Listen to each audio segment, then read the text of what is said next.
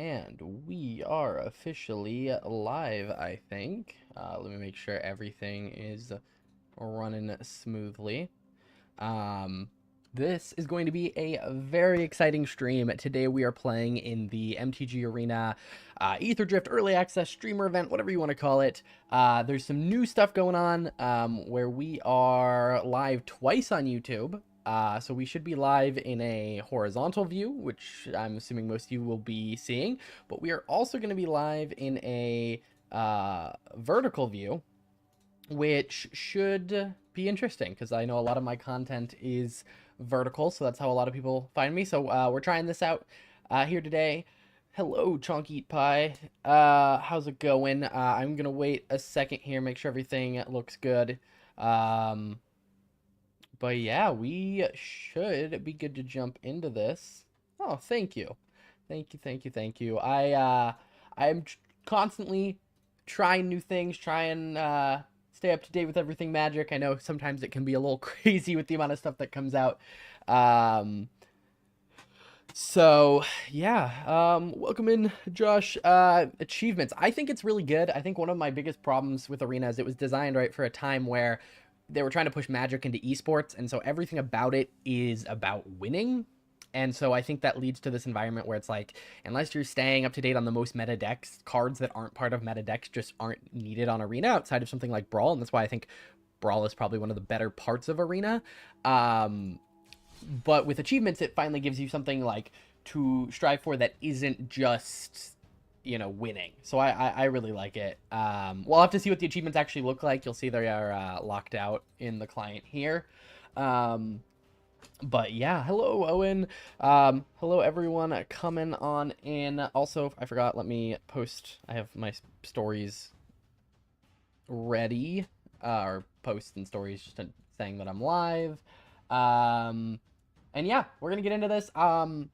Plan for the day, we are gonna play some limited to start. I think we're probably just gonna do some sealed, get a good feel for the set. I have a couple decks on Moxfield that I am looking at. I wanted to see what a speed deck would maybe look like. I'm in no way an expert on standard right now. I've been playing a lot of timeless on Arena when I've been doing competitive stuff, but I put together some decks that we can also try later. But I think we are gonna start today with some sealed. Yeah. And let me see if let me make sure this horizontal and vertical lives are both working on my phone and that there's no problems. Okay.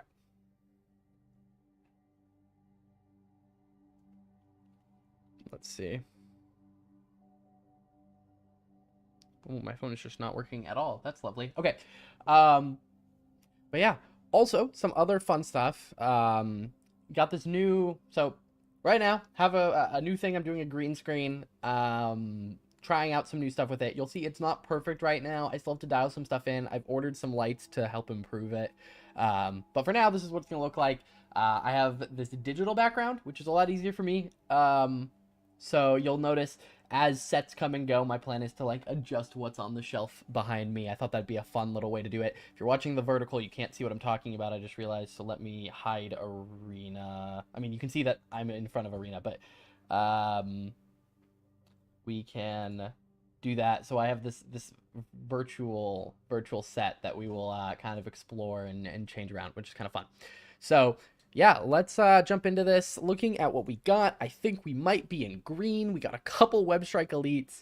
Hazoret seems like it could be really good in limited. I mean, we'll see how it is in constructed too. I have that in the speed deck I was looking at, and then Cavalier of Dawn. Honestly, this Samut is really making me want to go green, white, red. I can run, you know, kind of all of these cards, just not the blue ones. But let's look at what the rest of our pool is looking like. See if we have the support. This is my first time doing Aetherdrift Limited, Aetherdrift, however, whatever you want to call it. But let's go over like this. Let's take a look at what we've got here. So, I think green, let's take a look at the green, because I think that's probably what I'm most confidently wanting. So we got that, which is going to be pretty good. Defend the Rider doesn't seem bad. Yeah, we'll do, I think green, just because of the Web Strike Elites, like, it's a very solid card. It can be removal for us if we need it, but it's also just a 3/3 for 2 with reach, and we can cycle it away if we don't need it for just 2 mana. I'm a big fan of that card. So that's pretty solid. I'm also a big fan of Death Touchers. So that's going to be nice. This Beast Rider Vanguard is also pretty appealing to me, just as, you know, if we get into the late game, I don't know how fast this format's going to be, but if we end up in the late game, we can use this to kind of use our mana and keep our hand a little bit full. So that's good. We could do Tarion. It's a 9/7. I think a 9/7 for 5, like, I think that's definitely worth running. Part of me really wants to put Bestow Greatness in the deck just so that we can give it trample. I think that would be fun. But I will hold off for now just kind of because I want to look at everything else we have access to. I also think we have Thornwood Falls. We have Jungle Hollow if we wanted to go into black, but I don't necessarily think we want to do that. I do think it would be fun to do Samut. You know, this is a pretty solid card. This will often just give all your creatures +4/+4 if we run enough like speed payoffs. Destroy target non-land permanent. When it dies, return an artifact or enchantment from your graveyard to your hand. Don't know if we necessarily like need to run that. Green, white. At the beginning, untap all your creatures. Creatures get +1/+1. That seems solid. I do think Ether Jacket, that seems, again, kind of flexible removal here, especially in the set. We're going to have a lot of artifacts that we may want to destroy. And these are flying vigilant creatures. I think that's probably a no-brainer. And I do really like this Veteran Beast Rider.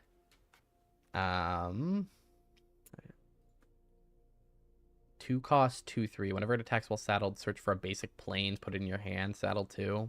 I'm thinking white-green. I'm getting good vibes from it. Although we are a little lacking on removal. I mean, we can do, where was it? This. I mean, I just said we're lacking in creature removal, I should say. I've been cooking with 2 of the commanders from the Precon and also working on a Samut Brawl deck. The other is Sahili and the other commander from the zombie deck. Yeah, there's been, I found Aetherdrift, it's very interesting. I find a lot of sets either have a lot of really cool commanders or a lot of really cool cards for commander decks. And I found that Aetherdrift is a set that has a lot of very cool cards as commanders.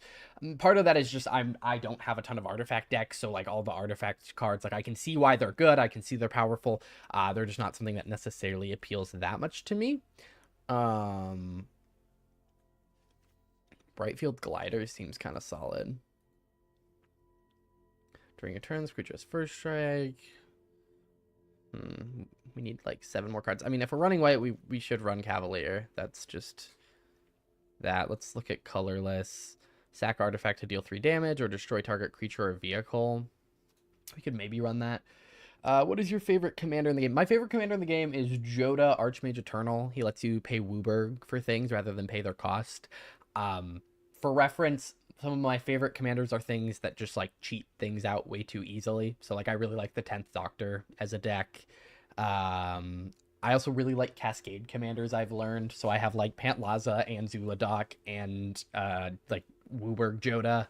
So if it's cascading and it's cheating mana costs, I probably like it.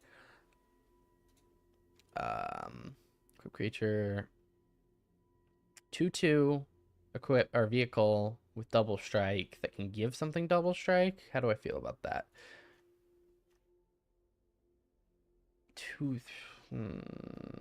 Whenever this artifact enters, draw a card. Okay, I like that. Target mount you control becomes saddled until end of turn. Target vehicle you control becomes a vehicle until end of or a creature until end of turn.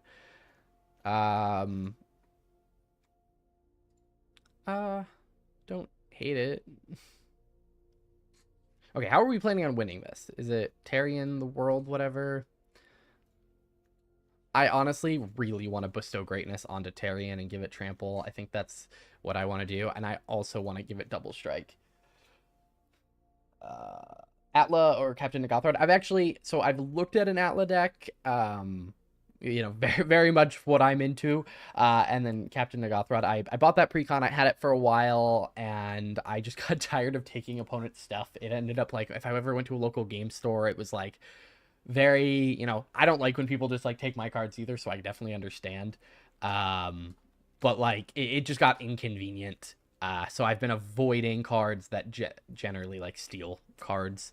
Although one of my newer decks is Nashi, and it does take cards.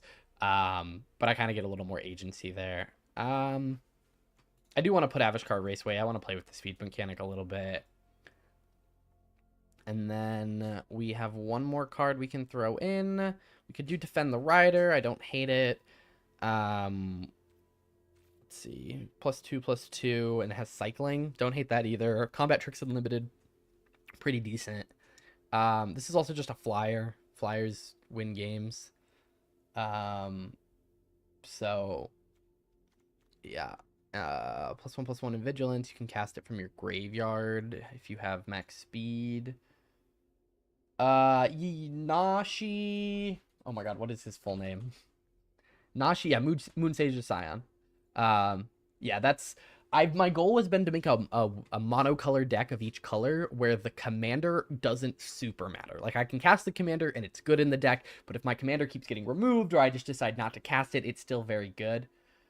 Portrait. Okay, for Cheesy Films, there are 2 streams right now. I think, well, I mean, I know, but I believe the vertical one should go into the shorts feed. If you want to come over, I'm also streaming horizontal if you head over to my channel. This is something YouTube keeps being like, hey, you can do vertical live streams. And I'm like, okay, let's try it. So yeah, if you are currently on the vertical stream, I'm also streaming horizontally as well. So, because yes, this game is very clearly designed for a horizontal one, but YouTube is like, try this. I'm like, sure. We'll see how it goes. Feedback's always appreciated. Okay, let me pick this last card so we can actually start playing. Let's do this. It has cycling. We can get rid of it if we don't need. We'll put our otter friend on the deck, and yeah, we can jump into this. Do we have any lands that we would want to run here? No.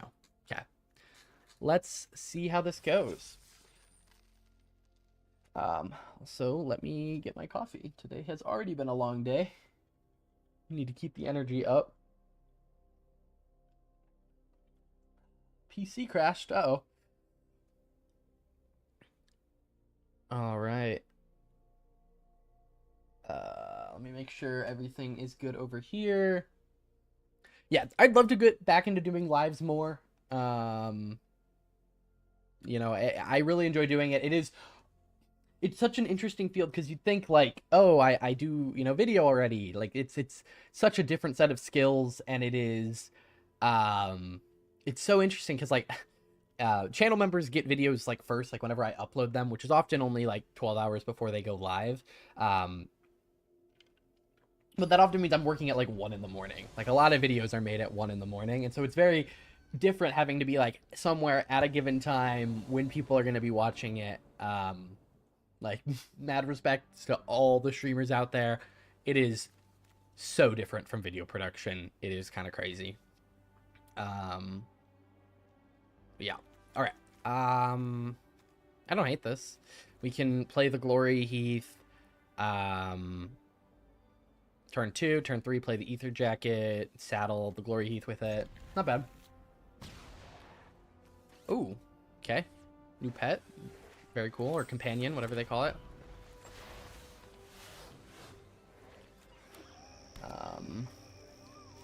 Blue.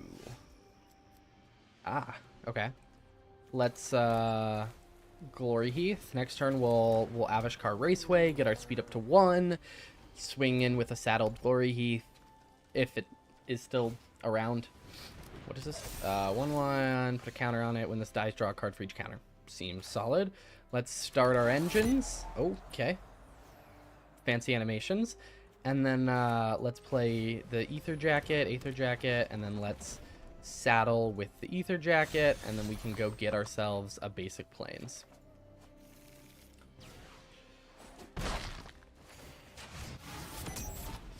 Okay. Let's see. Tap, enchanted permanent, lose all abilities and doesn't untap. Okay. Destroy another target artifact. That's an aura. That's very rude. Let's up our speed. So we're already on 3 speed. We're gonna have another Aether Jacket. I'm feeling pretty good about this so far.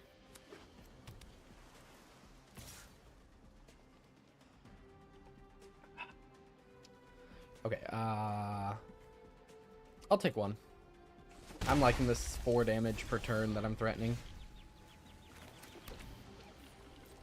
With the potential for this +4/+4 ambush as well.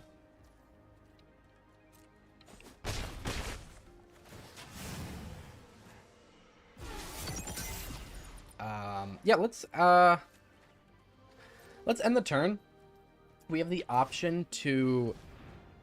Let's, this has mana value 0, right? So we can pay green, green, and 0. And destroy this in response. And then we also get to redraw a card. They'll draw 1 card. Yep, and then... Okay, happy with that.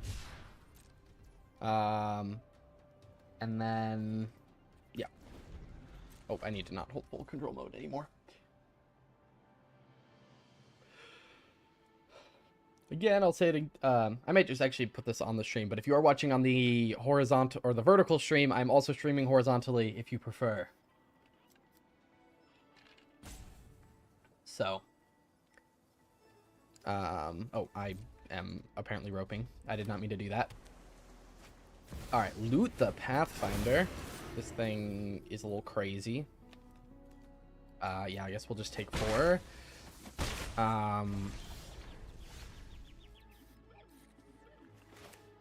We can... I mean, I guess we can just blow that up, right? And just keep swinging for 4.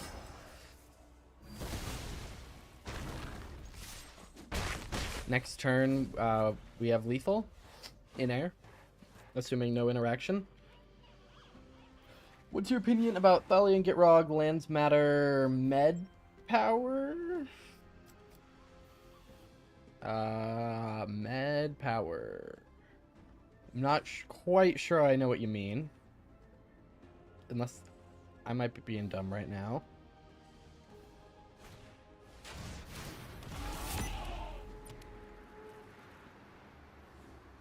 Oh, like building it medium power? Like not as like a high tier or low tier? Oh my gosh.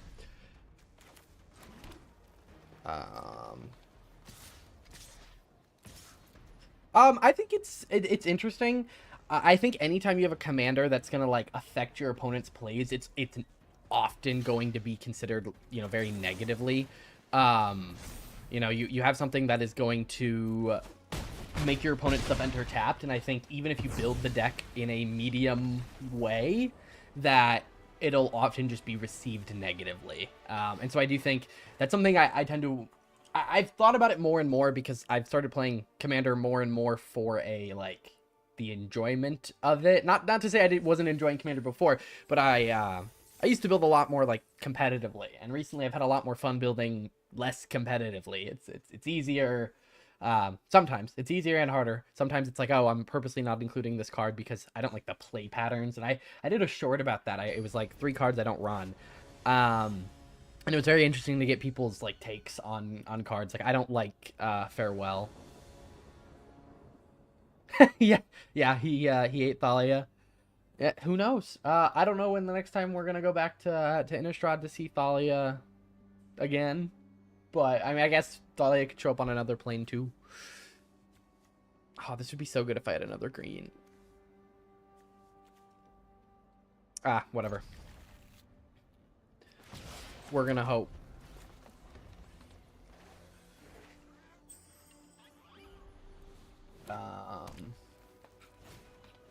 Stampeding Scurryfoot. Put a +1/+1 counter, create a 3/3 green elephant. Oh, that's a cool card.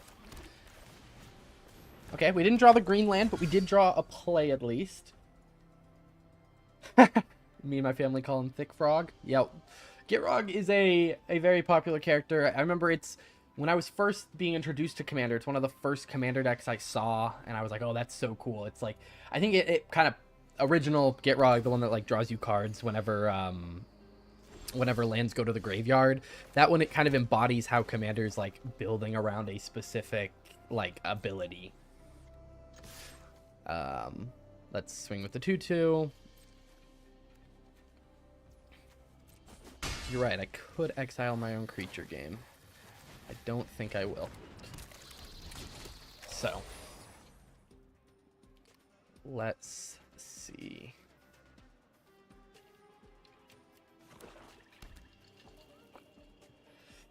But yeah, what are your guys' thoughts on Aetherdrift? I know it's been a little more of a contentious set. It kind of feels the same from at least my perspective as Karlov Manor did last year, where there's a lot, maybe less interest in it. But I think I felt the same way around Thunder Junction.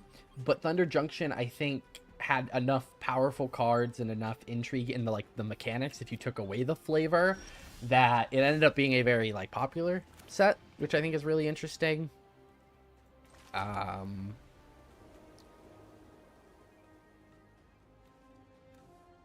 Okay. Let's swing. Let's be more aggressive with this, actually. Wait. Target creature you control deals damage to its power to target creature an opponent controls. Okay. Let's not even give them the option. And then, yeah. Pretty cool. I mostly want to upgrade my Shorkai deck. Yep. It feels like a set that... I don't know how many, like, universally good cards there are in it. But there are a lot of really good cards for some very specific strategies. Like artifact decks, vehicle decks, energy decks with the precons.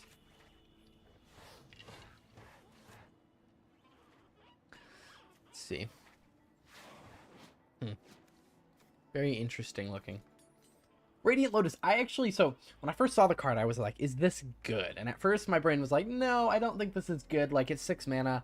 And then I was like, wait a second, it can activate the turn it comes down, which means that if you have just 2 artifacts you don't need, like 2 clues, 2 foods, 2 anything, that immediately pays for its own cost, and then anything, anything beyond that becomes just like profit.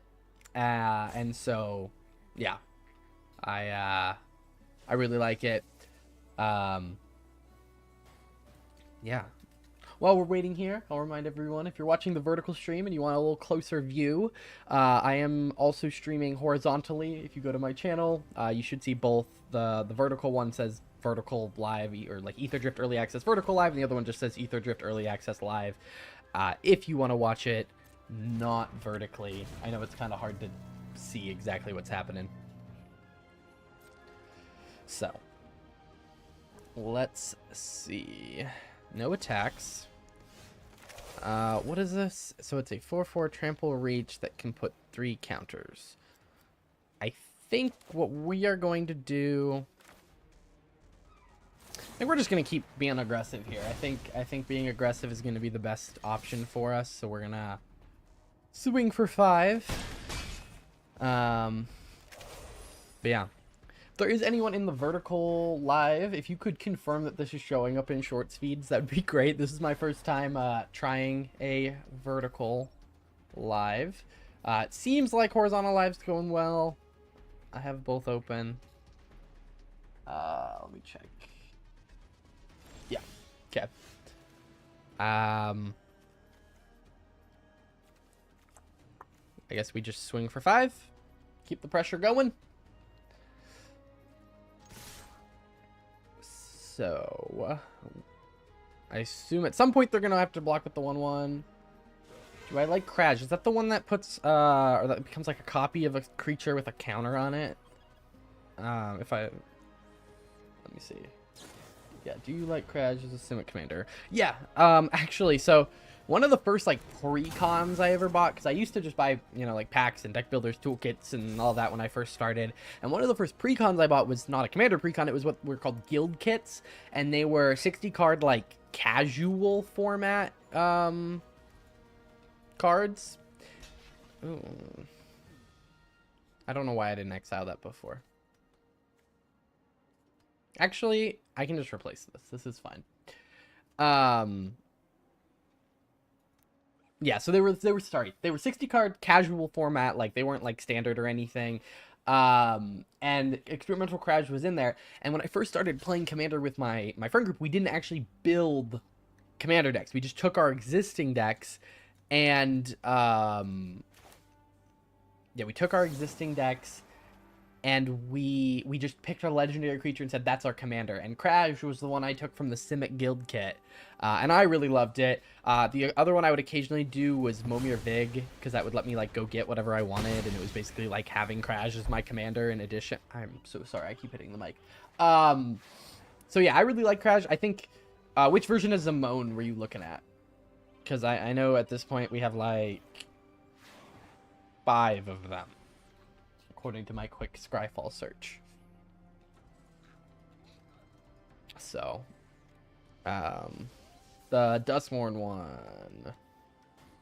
The Dustmourn one from the Commander deck or from the main set? I mean, in reality, I think the one from the Commander deck is better than Crash, but I think the one from the main set is probably, it's just different.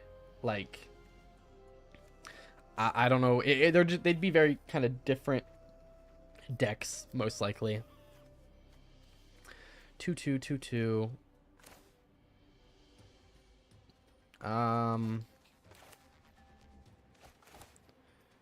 Yeah, let's play Glory Heath Lynx. The one that doubles counters and puts them at combat phase. Oh, okay. I think as a commander, though, that one is probably better. Crash is good, but the issue is it's expensive. Like, 6 mana for a commander nowadays is kind of a lot. Like, you know, if it gets removed once, then it's 8 mana, and it's like, are you getting to cast 8 mana spells that often?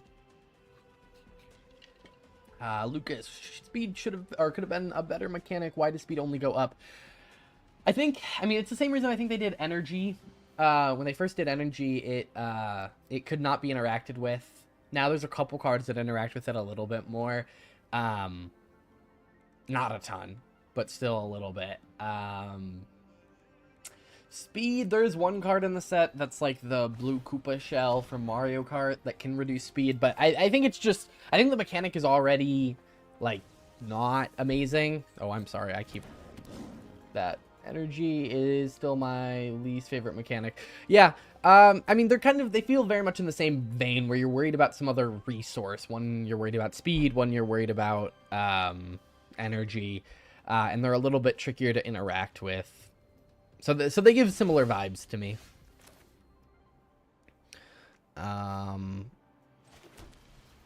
We could...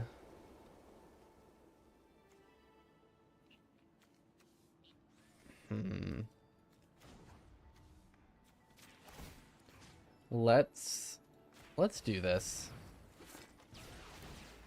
This could be a mistake, but let's swing. Let's get a plains. Let's thin out our deck a little bit. I'm a little tired of drawing nothing.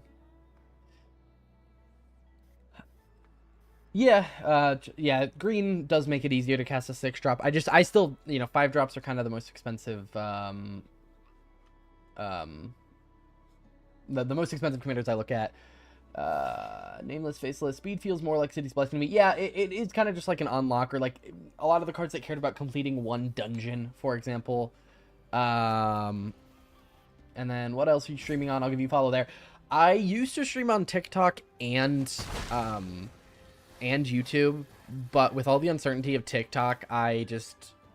their live streaming stuff was always a headache to do. So right now I'm just streaming on YouTube twice. So there's this, there's the vertical stream, and then there is the horizontal stream that you can also tune into if you want a better view of the game.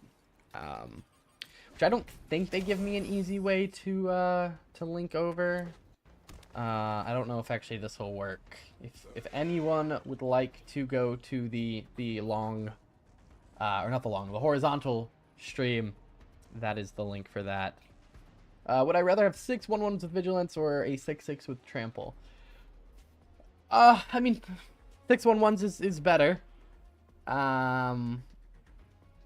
Most of the time, but it depends. It won't let you copy. Yeah, I know in the short speed they've been reducing the amount of links because there's been people who will like live stream crypto scams.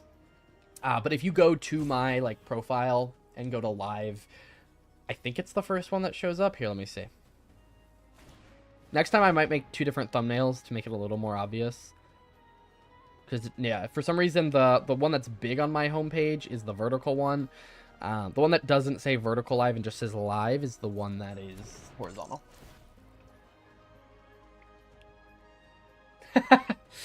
Yeah. Oh my gosh, I keep roping people. I'm so sorry. At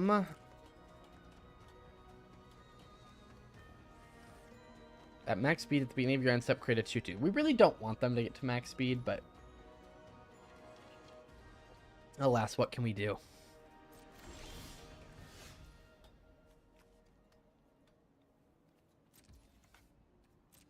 All right, let's swing with the 2/3 double striker.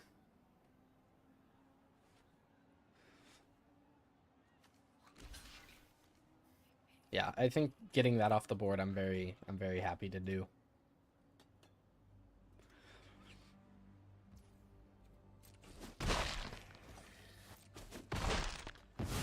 Yeah, especially when we're just losing. Like, I mean, it had lifelink that was useful, but like, meh. Let's.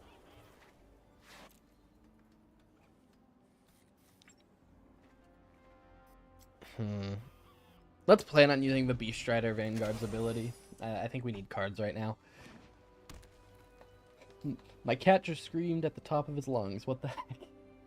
Yeah, cats are a little crazy. I'm a dog person myself. I am I'm not deathly allergic, but very allergic to cats. But when I can see them without it, you know, swelling up my entire face, they're always cute.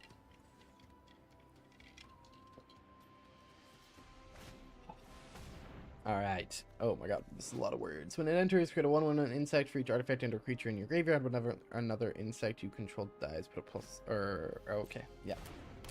That's fun.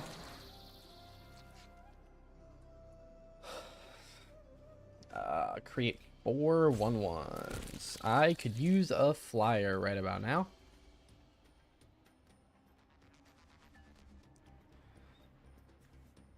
Is there a sack engine? Okay. Let's pay 5 mana and reveal.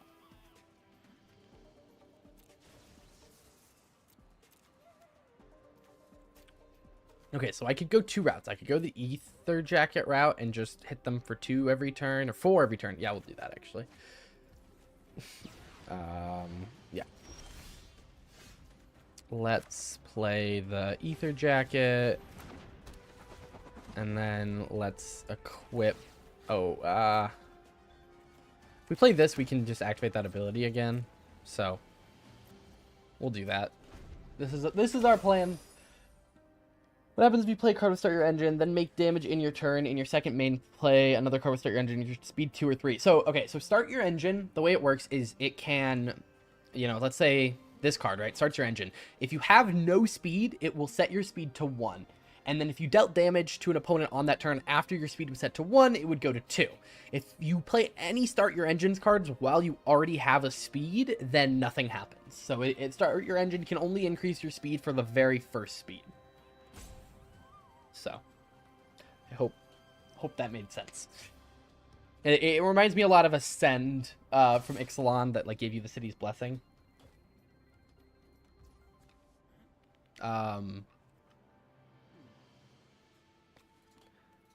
Let's put this. If they have a combat trick, they have a combat trick. It's not, yeah, no, it's not like Venture into the Dungeon where, like, the thing that initiates it is the same thing that progresses it. Correct. Ah, okay, yeah, I see. There was no way to avoid this speed. So next turn, they will be at max speed pretty much no matter what we do, unless we can find a way to not take damage and not kill one of their creatures. So, for example, the fastest that I know you can get to max speed is you play one of the color, and I have this set up in a standard deck, and I might see if I can show that off after this game, is you can play one of the colorless lands that starts your engine, and then play Ginger Brute with haste. That gets you to 2 speed on turn 1, then turn 2 you can swing and get up to 3 speed, and then turn 3 you can get up to 4 speed. So that's the fastest you can get to max speed. I was gonna say in standard, but like at all, unless you like, I guess, take extra turns, but then you're still, you know, yeah. Add 1 mana of any color, enters, you gain 2 life, crew 2. Okay. Let's see. Let's activate this ability. We are gonna get a Death Toucher. That is gonna be actually pretty huge. That is also going to be pretty huge. Let's get this on the Ether Jacket. That's going to start the clock. And then let's throw down a Venom Sac Lagak. I think that's Lagak. And then... yeah, that's 3 mana, so we won't be able to do that, which is fine. This is going to hopefully keep this guy at bay.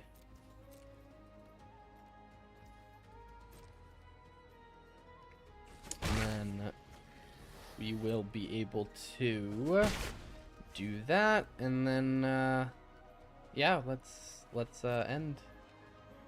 What format are you playing right now in Arena? Is it Alchemy? Right now this is limited, so, or sealed specifically, so I yeah, opened 6 packs and then built a deck using those cards. We're playing, sorry, a white-green kind of good stuff deck. I mean, it has some vehicles, it has some crew, but yeah, I have 2 standard decks that obviously are not tested. I literally got on when I started the stream, and I was kind of just throwing together some speed cards to see how they feel to play.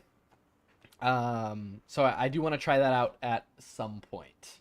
I also built one with vehicles that I don't think is very good, but again, I kind of want to just like play with a card, because sometimes you don't realize the power of a card until you actually like play it and get to kind of experience it. So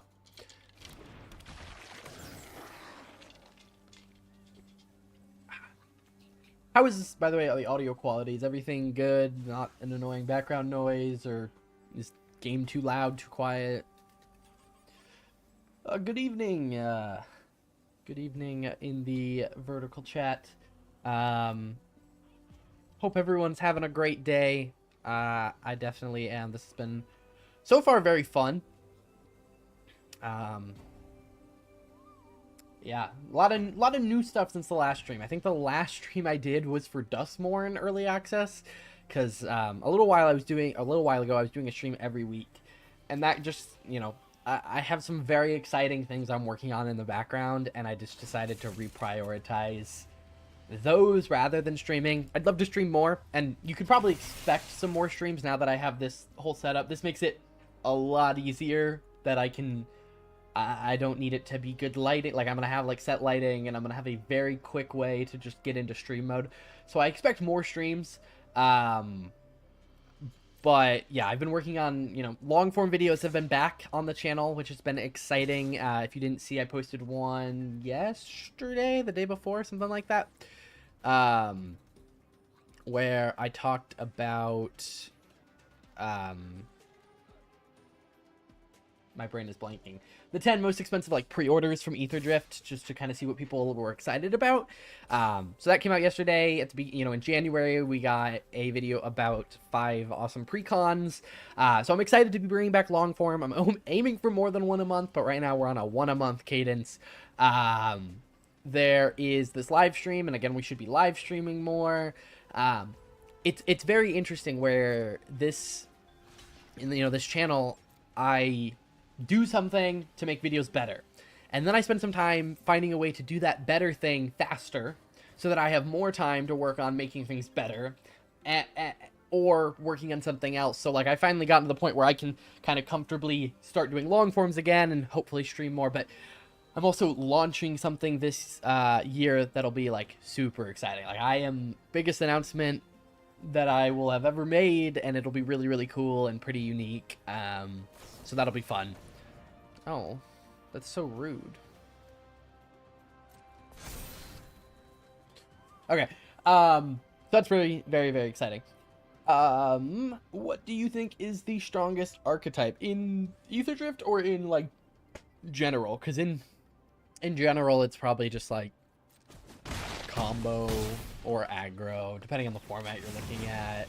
If you're in Aetherdrift, I haven't played enough to give that judgment yet. Most of the exciting cards are like artifact based, obviously, but I actually have no idea for Aetherdrift yet.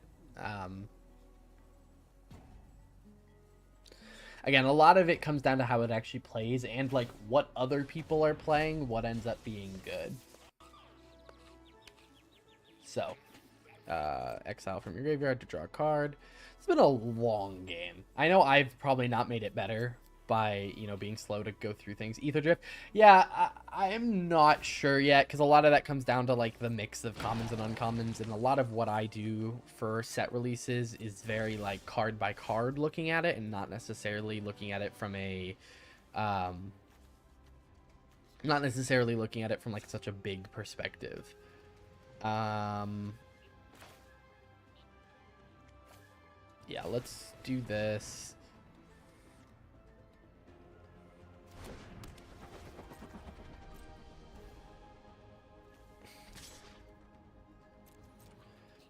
So they are going to have to swing, right?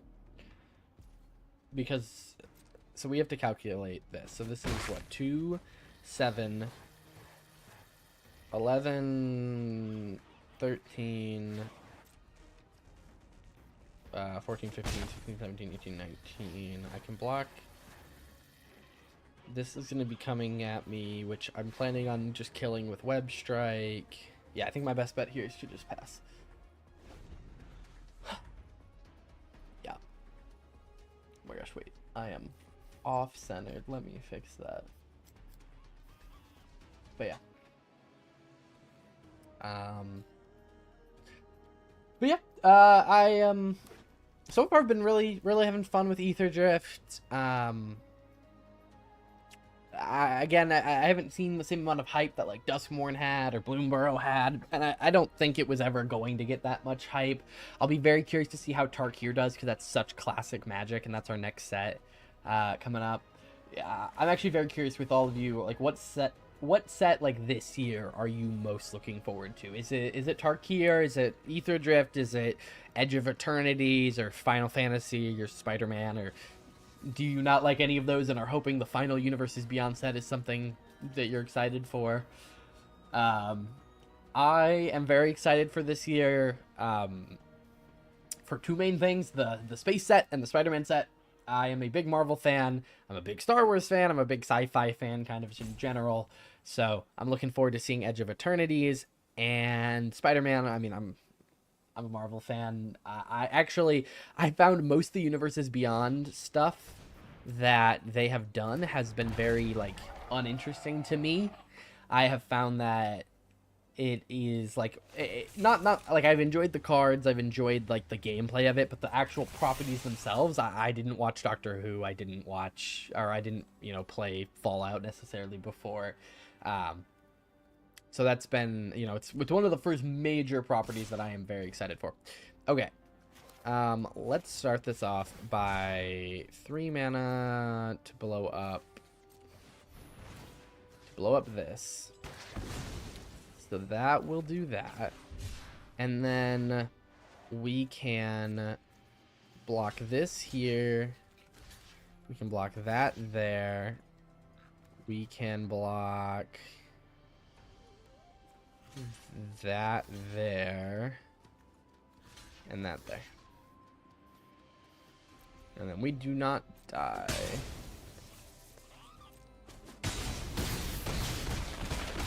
And we leave up lethal.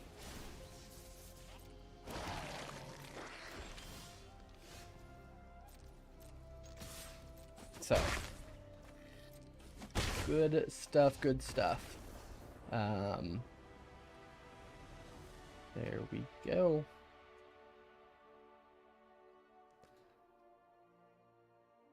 All right. So we are now 2 for 2. We are doing pretty solid. Let's keep it rolling.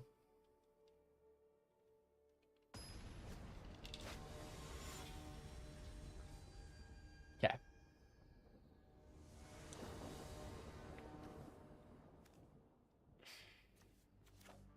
The urge to put the double strike on Tarion is so high.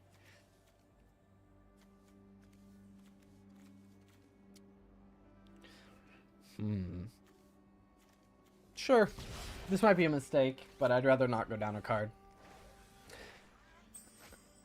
I've been trying to be a little less aggressive, I guess, at mulliganing. Also, this makes this hand so much better.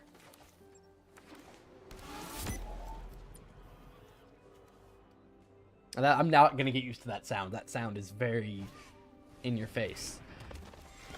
All right.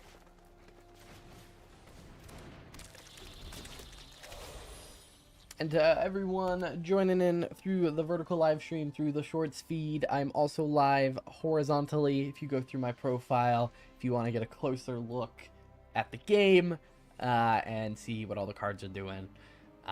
Would also, from everyone, would love feedback on the stream. Again, always trying to improve, always looking for feedback.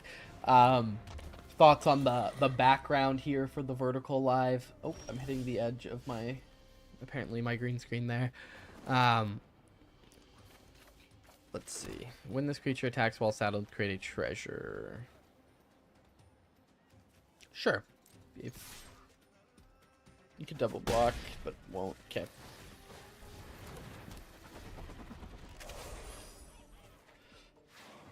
Alrighty. Let me see something.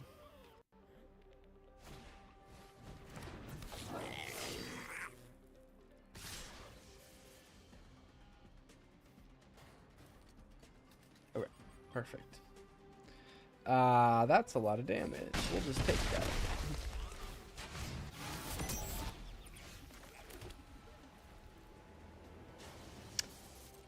You know what? Let's do that, and then let's throw out the rover blades. We can crew them, and then block pretty comfortably. Okay. What is my all-time favorite card? Oh, I think it depends on when you ask me, but my go-to answer is normally Bolt Bend. I love redirects. I love not just stopping someone's plan, but completely like making it backfire in their face. So, and I've done some very funny things with it, and so I guess by extension deflecting swap, but I like the budgetness of, okay, wait, haste, exhaust, put 2+1/+1 counters, so we're not going to do that, we are going to just block there. You know, deflecting swap, but I liked how Bolt Bend's kind of budget, and a card that not everyone has necessarily seen. I enjoy that a lot, so, yeah. But again, it kind of depends on when you ask me. There are going to be times where I'm going to say something else, probably. Also, we get the 9/7. Tight. Also, did I just not block? Did I swing with my 3/3? I did swing with my 3/3. I was like, did I just not block?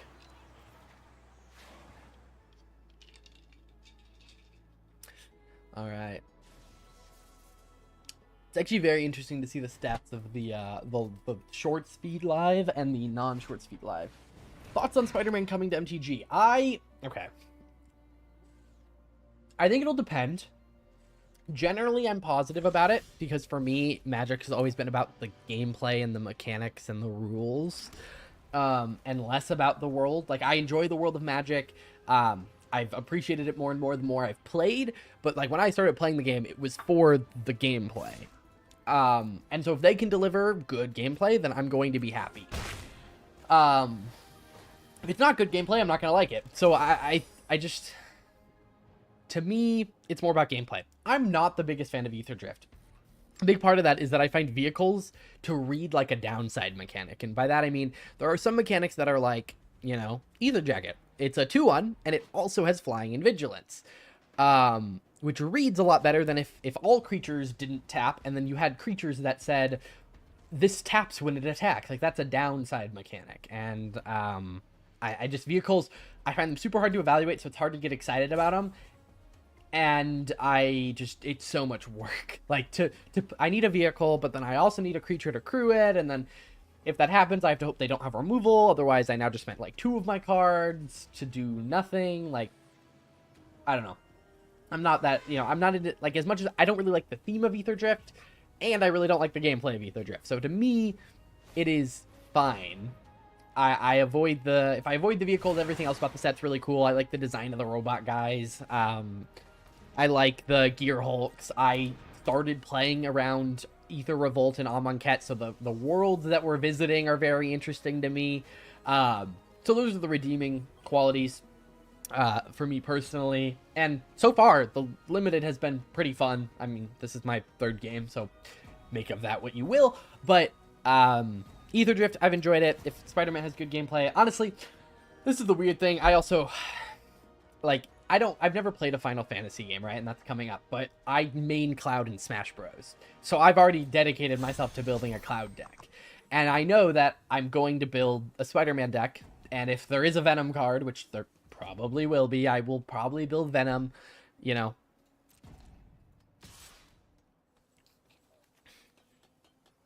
Is this worth the treasure? What is happening? Sacrifice this. Sacrifice your for X is your speed. Oh, that's interesting. Whenever it attacks, create a vehicle. Okay, or create a vehicle, create a treasure. But yeah. But generally, also, sorry, don't mean to hammer on this point too much. I think Universes Beyond is very good for the game. Like, I understand not liking it. I understand that viewpoint 100%.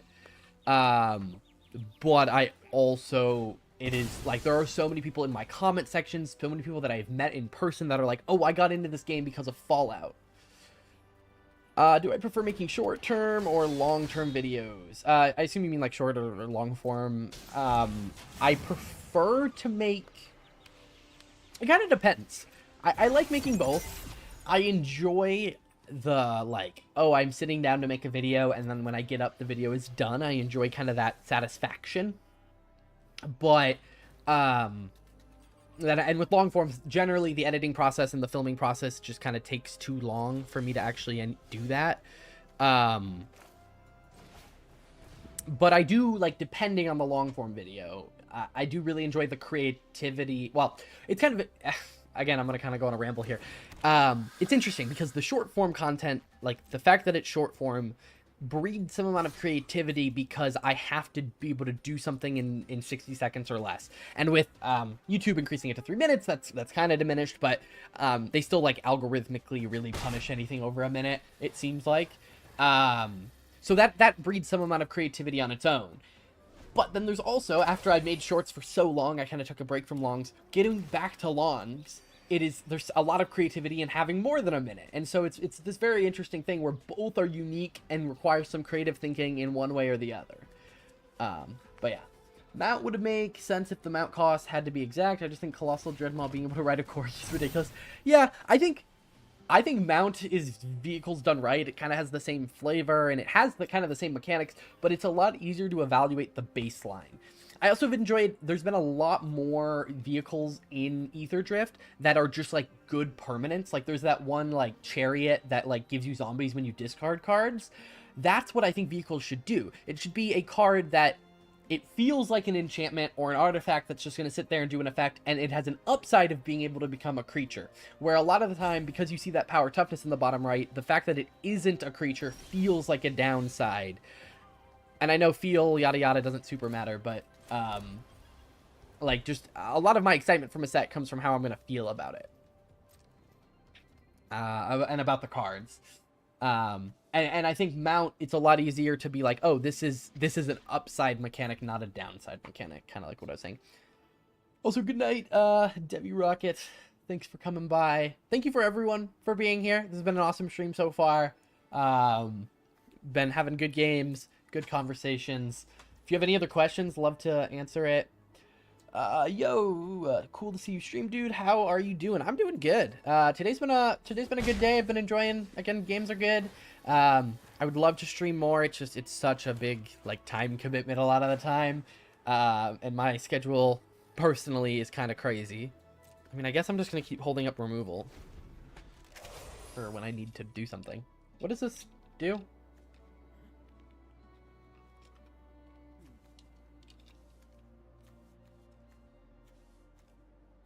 But yeah.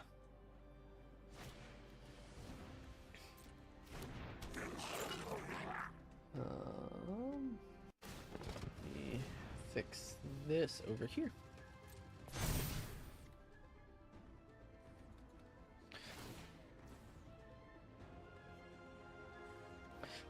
Yeah. But it's been a kind of crazy year already. I don't know if you guys saw, I actually got to do an ad for MTG Arena. So every time I open Instagram, I end up seeing my face, which is a weird feeling. But that was really cool. I've been working a lot on a behind the scenes thing. I have launched some new projects for short form and long form videos. Been a cool year so far from a channel perspective. We got this whole new setup, which if you weren't here when I kind of talked about it, this is a digital set. It makes it easy for me. It's a green screen. I can put it up, put it down. Really works well. For me, it should make it a lot easier for me to stream. If I want to stream, I just lift up the green screen and go. I don't have to like prep my background and like put props and things, so it's cool. But it also means that like for sets, different sets can have different things hiding in the background. So like I probably won't do this for every background, but just to kind of show some stuff off. This is one of the cards from, oh, this is really hard to point to. This is one of the cards from Aetherdrift. And then it has like the little beacon that goes up. We got a finish line bundle. We have a serialized Ether Spark that I definitely don't own. Like legitimately do not have one of those, but cool to have one in the background. We have a Radiant Lotus in the Japanese style. We have Jodo's Codex.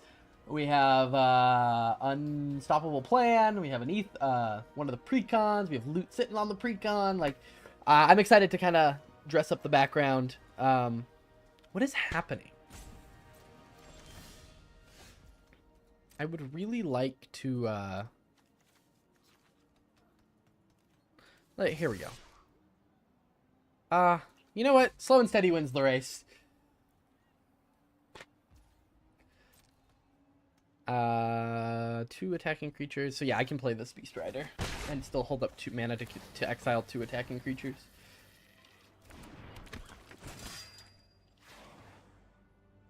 Yeah. Oh, I'm trying not to I normally don't this much.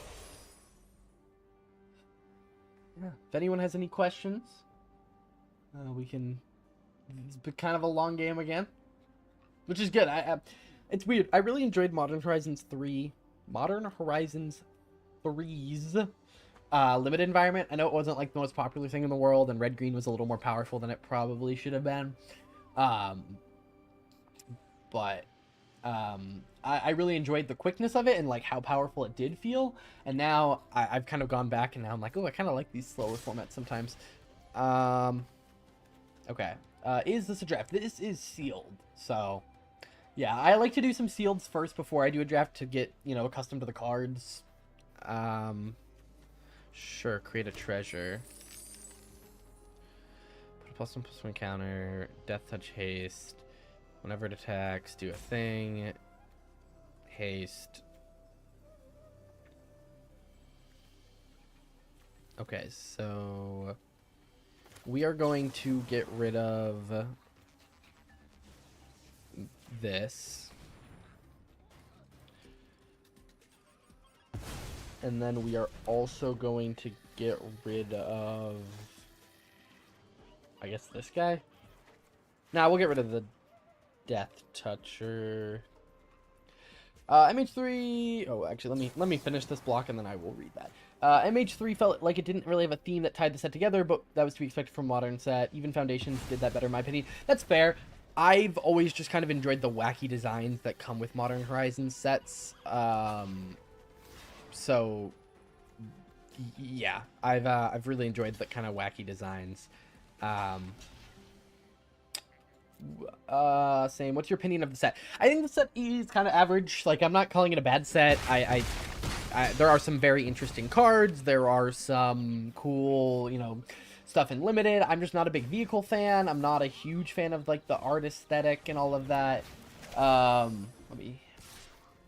You know, so I'm kind of just like in the middle on it. It's not the worst set. What is happening? Oh, full throttle. Okay, sure.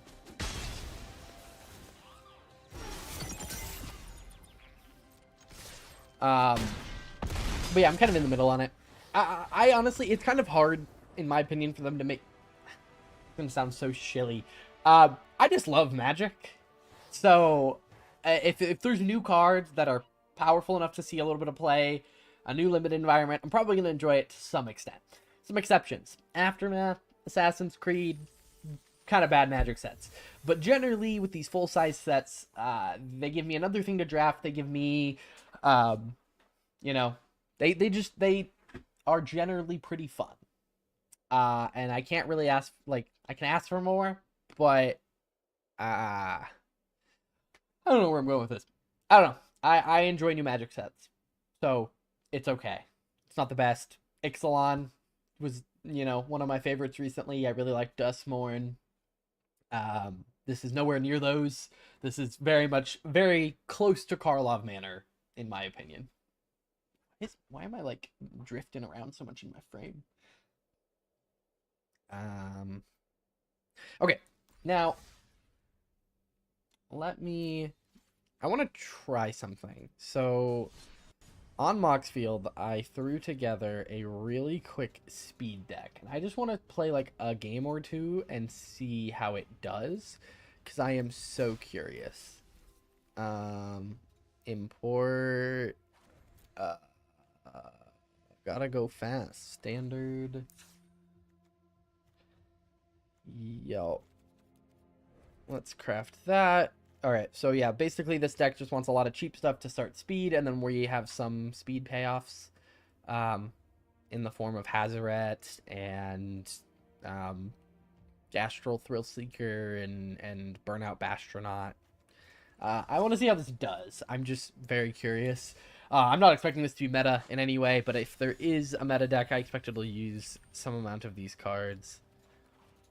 So, I just really quickly want to try this out. And then we will go back to sealed. If you're currently watching in the vertical live stream... Oh my gosh, I need to stop hitting this. I'm so sorry. It's in a different spot than it normally is, so my mic is out of frame. If you are watching on the vertical live stream, I am also live horizontally if you want a better view of the game. If you click on my... Oh my gosh. If you click on my profile picture and go there, there should be one that says vertical live and one that just says live, and the live one is horizontal. So, yeah. Guess we are gonna start this off with a Burnout Bastronaut. Start our speed. Hopefully they either don't kill it and don't play two creatures. Llanowar Elves seems solid. Let's hit them. Do that. We can...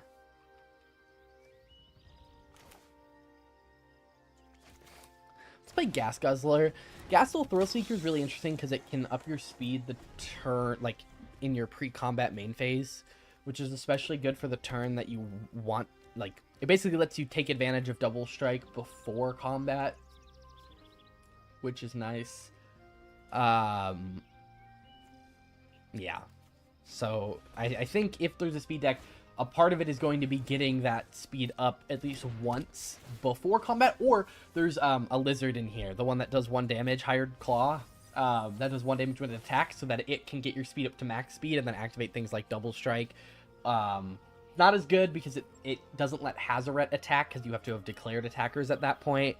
Gastral Thrill Seeker is really great because if it gets you to max speed, you unlock it gaining haste and death touch at the same time, so then it can attack that turn. Like, this is going to be like the best card for getting you to that, you know, speed. Or getting you to max speed. So yeah, we are probably just gonna... Oh. They may have a response. Whenever... Okay, yeah.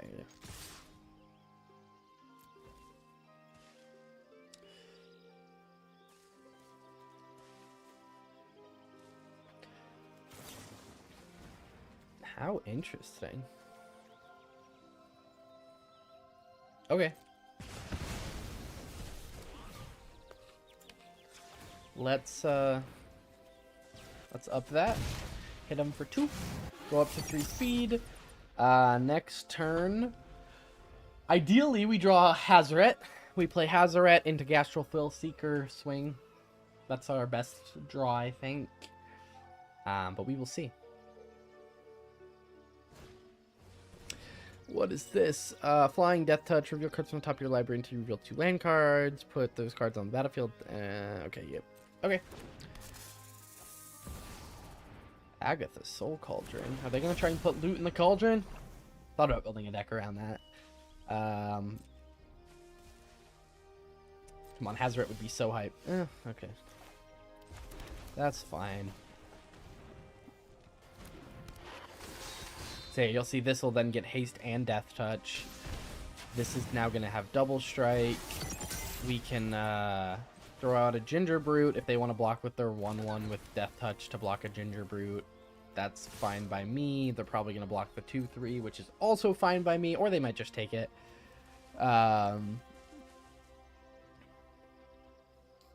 This is kind of cool, like putting exhaust abilities in the cauldron. They're going to want this dead to feed to Agatha's.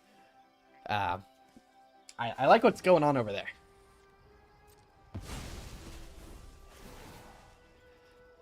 Let's things tap for mana, put a counter.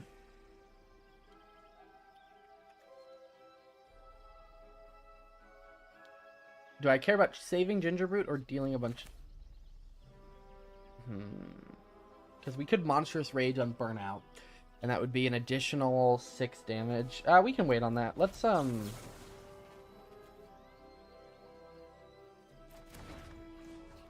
We'll do this.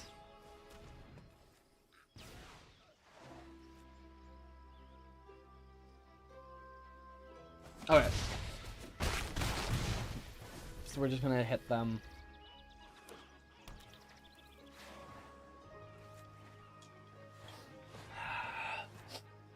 Been a little sniffly today. I also, filming my last long form, I talked about how, like, I normally don't do long forms in one sitting. I made the last long form in one sitting, and then immediately made the short for the next day, and my throat was, like, dying. Normally, I'm pretty good. Like, I've gotten my, like, way of speaking loudly and excitingly without hurting my voice. That was rough, especially because it was, my long forms now have my face in them to start, and I get really nitpicky over the intros, and eventually I just have to say, you know, screw it, whatever it is, what it is. But like, I did that first take so many times. It's like 20 seconds, but I probably spent 15 minutes filming that.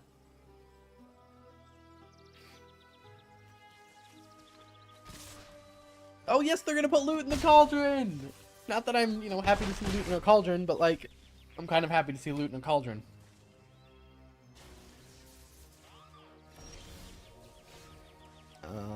Except loot is not going to end up in a cauldron because we are in fact going to Witch Stalker Frenzy it.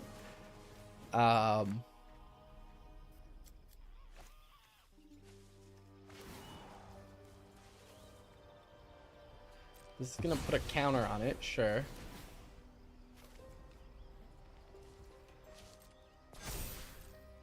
Sure. Oh, okay. They just wanted the mana. Okay. That's fine. Okay. Loot will end up in the graveyard, and there's actually another loot over there. So things are going to all have this ability, which is going to become problematic. But, you know, that's another That's a problem for another time. Let's throw Monstrous Rage on there and then like make it even bigger. So we're gonna hit for 13, right? Or not 13, for 10, bringing them down to 3 from 13. My brain works, I promise. Play Commander. So right now we are doing the Aetherdrift Early Access, which is standard and limited only. So I've looked at doing some Commander gameplay on the channel, either like pre-recorded or like live or something, but I have a lot of cool project ideas and it's just lower on the priority list right now. Although I do enjoy Commander, and Commander is one of my favorite ways to play. Although I know I'm not unique in that regard at all. So yeah. Seems good. I think we might lose this. Although we could get a Hazoret out of nowhere. So they changed the hover over effect. Like it's much more like poofy now. I don't know how long it's been like that, but it definitely is like that right now.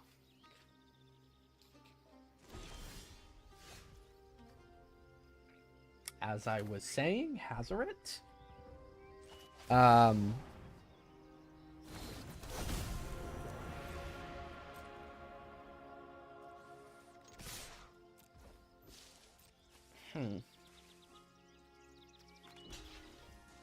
Yeah, they have to block that.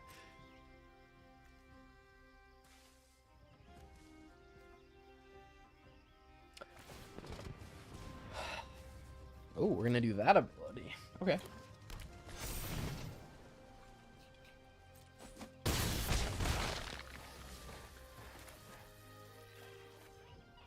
This has already used that bottom ability, right? So, nah, we don't need to commit more. I mean, maybe... Actually, I probably should have, so I could sack things in response. Oh, whatever. It's fine. They would need, like, I don't know, a loot with haste. Or to, you know, draw 3 cards. I would absolutely love it.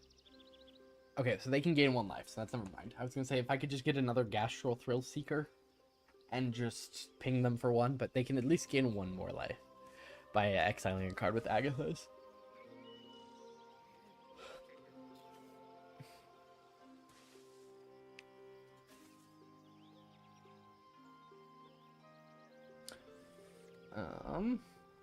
Yeah. Let's see. Okay, so now they can have 2 more life, so they'll be at 3 life. Oh, except they can also put a card with this, which will leave, so they'll be at 5 life.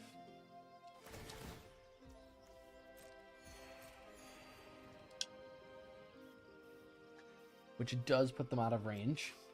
If they play a creature to block, which I assume they will, although loot's no longer an option.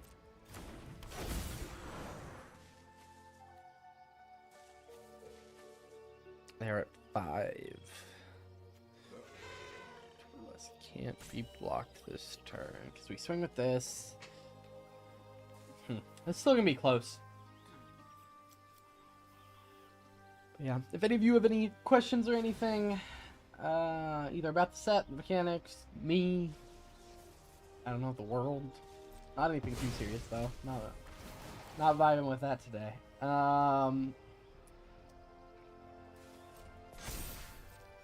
It's like asking people to ask me questions about the world in general is a risky, risky thing with the craziness going on. Okay, so 7. Okay, are they really gonna lose all of those abilities? I mean, like, look at this thing. Do they really want to lose those?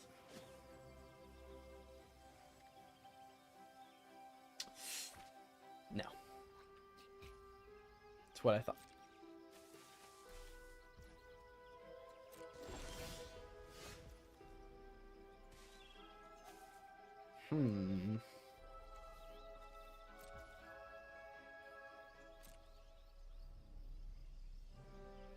So they have to block the 5/3. unless they have some removal. Got Mythic yet. This is unranked. I've gotten Mythic approximately one time, mostly because I wanted to prove I could do it, and then after that I was like, that was kind of a waste of time. I've been mostly vibing with Brawl. Okay. This is a choice. Still a choice.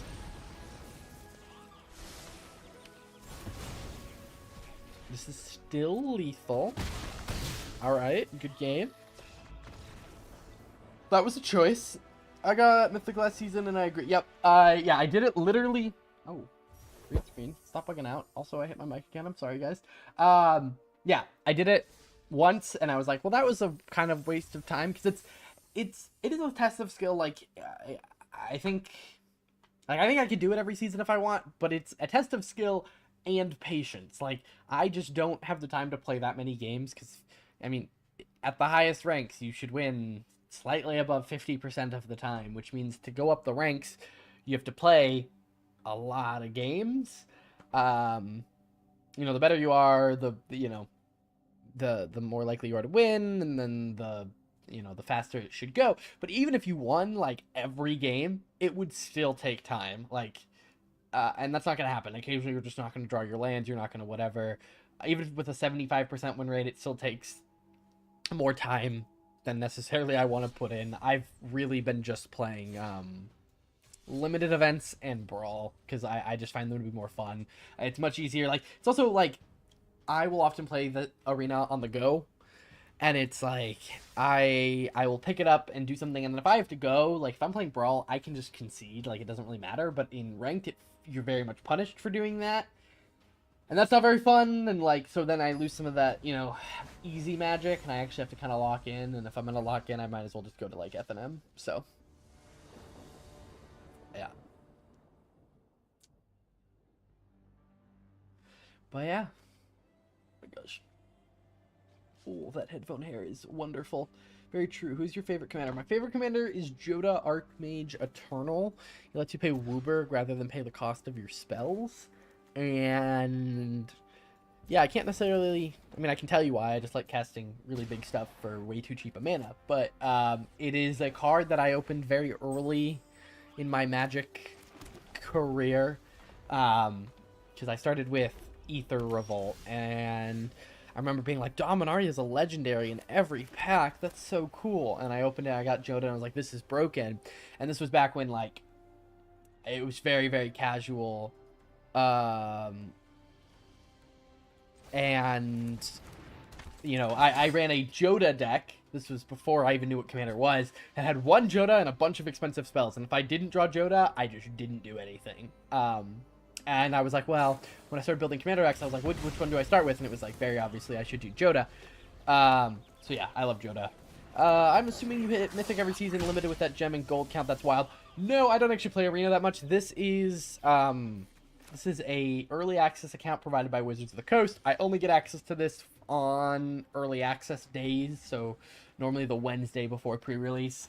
And they give us like a ton of golden gems so that we can play whatever we want during the event. But yeah, my actual account does not have that much gold and gems.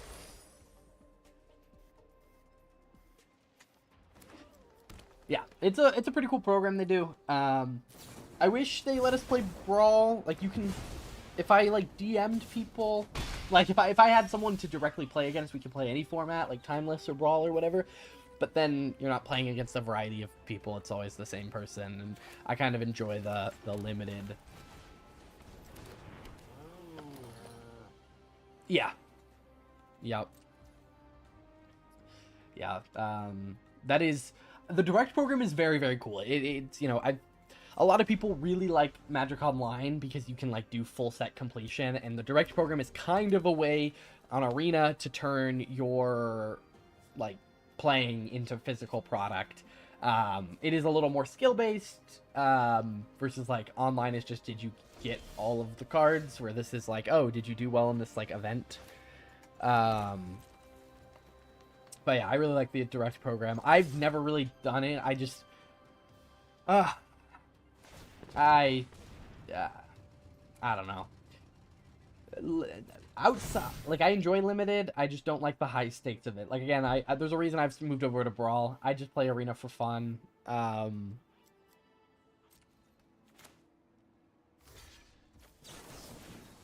You know, and it feels like that in like Arena Directs, not Arena Directs. That's what I just said. Arena Opens, like those are such high stakes things that they, not that I can't handle like stress, but just I don't know. I would prefer to just do my quick drafts or my premier drafts and not have to worry as much about it and feeling like, oh, I've invested this much of my in-game currency. But I've considered doing it for a stream because I think it makes good content. Having like high stakes makes good like live stream content. And yeah, we're gonna hold up that 2 for when this thing attacks. I've got Mythic every season for the last year until 2 months ago. It's very much a waste of time, especially since standard events don't rank you up. Yep, I do think that's part of why I'm very happy, in case you guys haven't seen, Arena is adding achievements. You've got to be kidding me. Vigilance.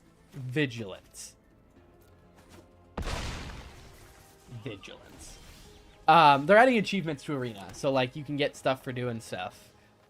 That was real descriptive. And it's not just prioritizing wins, which I think is one of Arena's biggest problems, is that it very much just wants you to win, and it means that everything is super like sweaty, and winning is the #1 priority, which is fine. Arena was built as like an esports, a way to try to push Magic into esports, and that's where Arena Directs and Arena Opens are, and I do enjoy playing that way sometimes, but just a lot of the time I don't. A lot of the time I just want to play Magic and just have some fun.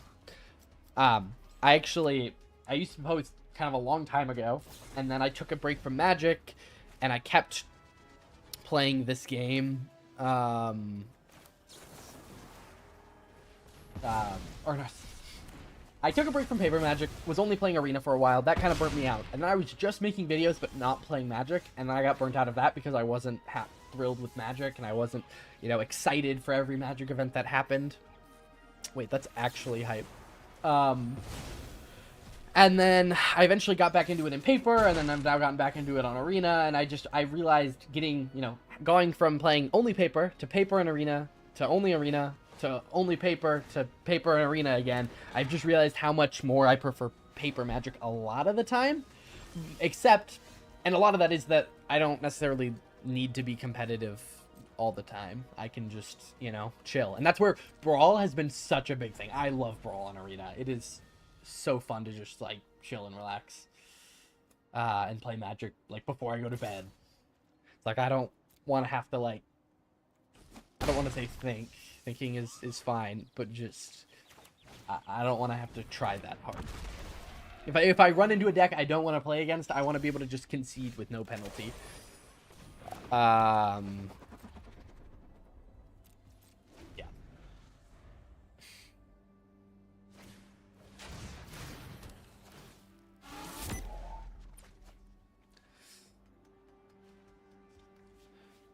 All right.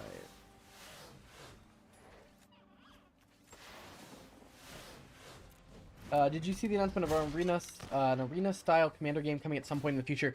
Yeah, I saw that, like... Well, okay. So this was a very confusing thing, because the arena devs came out, and one of them said, like, oh, I was working on, I think it was achievements, and my next big project is, like, more than 2 players. And, that's probably a long ways down the road, but we're, like, excited to add it to Arena, and, like, we're actually starting to, like, develop it. And that was really exciting news. And then at an investor meeting, Chris Cox, the CEO of Hasbro, I think this is all just from what I remember, basically said, yeah, we're looking at like another digital client that isn't Arena to play, to play a commander with. And I mean, from one perspective, I see like, yes, Arena was built very competitively, like with competitive in mind, and honestly, the performance isn't that great. You shouldn't need as good of a spec as you need, and it shouldn't make your phone run as hot as it does. And so imagine adding 2 more players to that. Like, I kind of get that, but This will now be like the second or third time that, you know, we went from Magic Online to then there was like Duels of Planeswalkers, now to Arena. And if we do another jump, I just don't think Magic needs 3 different ways to play online. And I really hope that if there is someone working on a Commander or multiplayer thing, that it just gets merged into Arena. I hope that was something that, like, Chris Cox didn't necessarily understand, and, like, maybe it is a separate client, but it shares your Arena card pool. Maybe that's what it is, and there was some miscommunication somewhere, but they were very, very confusing about their announcements, because the Arena team made it sound like, yes, it's the Arena team working on it, and it will be implemented into Arena. And then Chris Cox comes out, and it makes it sound like it's a completely separate thing, where you're probably going to have a separate selection of cards, and it'll be a different client. Don't know what it's going to be. Maybe they can, you know, maybe the ideal solution here is that your Arena collection just becomes like your online collection. Not online's bad because it's Magic, but like I could imagine a world where they're like, hey, you have this collection of online cards, and you can use those cards on MTG Arena, which is the competitive focused online client, and then you could have some other client for like Commander and all of that, and you share a base set of cards. I think that could be really, really cool, and it could let them do some cool other games that don't necessarily have to use like Arena's engine, but can use that same pool of cards. I think that would be, if they're going to do another client for Commander, that should be it. Otherwise, they should just make 4-player Brawl. I think 4-player Brawl solves all the problems. We don't have to worry about having all the cards. We can use the existing client, and it sounds like they're already working on it, so we're going to have to see, but yeah.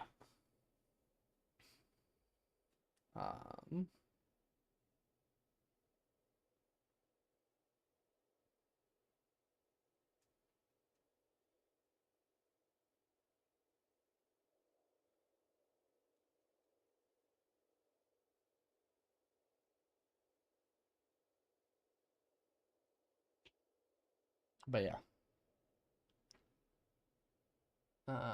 Sorry. Got a weird message on my phone. But yeah. Did my headphones die or something? Oh, yeah, I can literally see them blinking in the camera feed. Give me 1 second.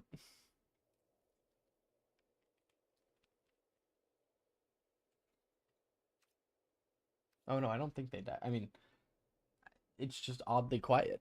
I don't know where the Arena music went.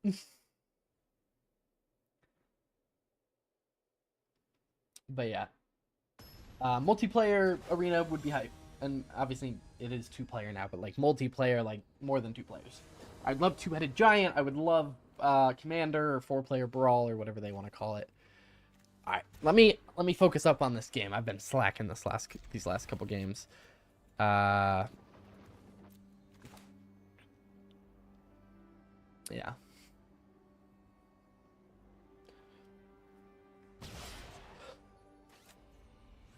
As a reminder to everyone watching the Vertical Live, if you want to see the cards a little bit more clearly, you can go through my channel and find the horizontal live stream. In the live tab, there'll be one that says Vertical Live and one that just says Live, and the one that just says Live is the one that is horizontal. So.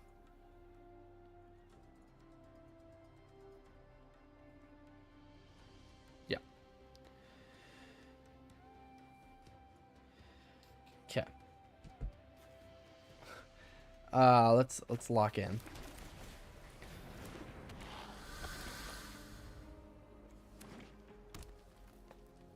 Got 2-1 with Death Touch. How interesting. Yeah, I'll do this.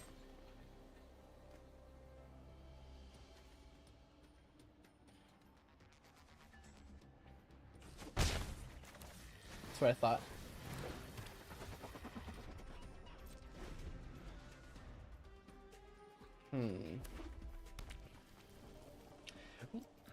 We are actually about to hit 2,000 views on the Vertical Live, and if you add in the views from the horizontal live, we are well over 2,000.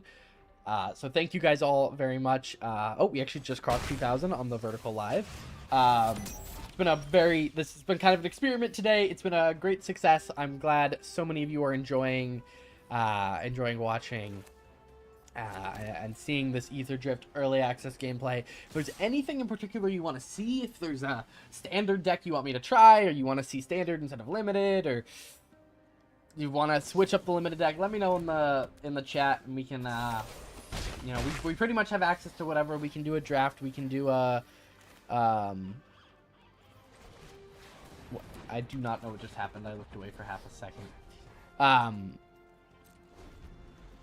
Yeah, we have access to, you know, sealed, premier draft, and standard. And then we have 2 standards. We have kind of like mess around, have fun standard, and then we have ranked standard, which is for competitive decks that may only have a couple Aetherdrift cards. Draft would be cool. Yeah, yep. Yeah, that's probably what I'll move to after this. I enjoy doing sealed first, just as a way to like get used to the cards. One caveat for multiplayer is that timers would definitely have to be revamped. Otherwise, we're definitely playing sweaty games for 3 hours. Yeah, I think it depends. If you're looking at like, it's weird because like CEDH is like a format. That sounds dumb to say, but like, you know, I do think they're like, if you want, you could do like a competitive brawl thing if you wanted, and then that might need to work differently than normal brawl. I guess I would have to play and figure that out. Like, our brawl games, like, because commander games, you can sit there and play one commander game for 2 hours. I don't imagine I'd want to sit here and play a brawl game for 2 hours, but maybe I would, if it's 4-player and like the same kind of dynamics that a brawl game has, or that a commander game has. But then again, you're missing like the entire social aspect of it, so I'm not quite sure.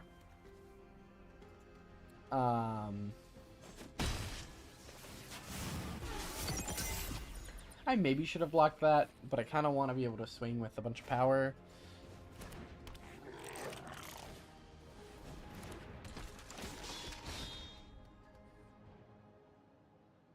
Destroy target artifact. Oh, you may sacrifice a creature vehicle if you do destroy target artifact. Alright, yep. Yeah, that's the same message. Okay, yep, and we are cruising along on Vertical Live. Again, thank you all. If you're enjoying the stream, I'm about to feel like such a shill. Hit that like button. Maybe subscribe if you're not. I don't know if the demographic here is, if you're watching. Are you subscribed? Do you watch my videos regularly? Is this hitting a new audience? I'd love to know.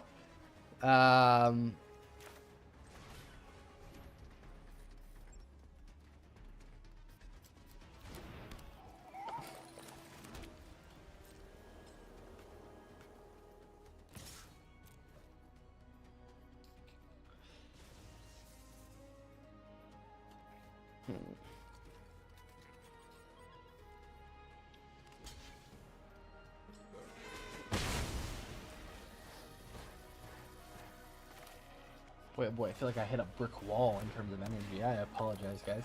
Let me continue drinking my coffee.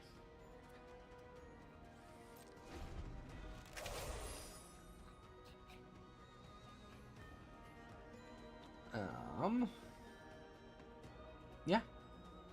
This has been awesome, guys. Honestly, this is probably the most fun I've had doing a live stream in quite some time. That's actually, again, like, there was that period where I did a live stream every week, and I found that I just wasn't enjoying it because I was forced to do, not forced to, but I was trying to do it every week, and I was trying to hit 2 hours every week, and like, I very much enjoy just sitting on here, playing some arena, hanging out.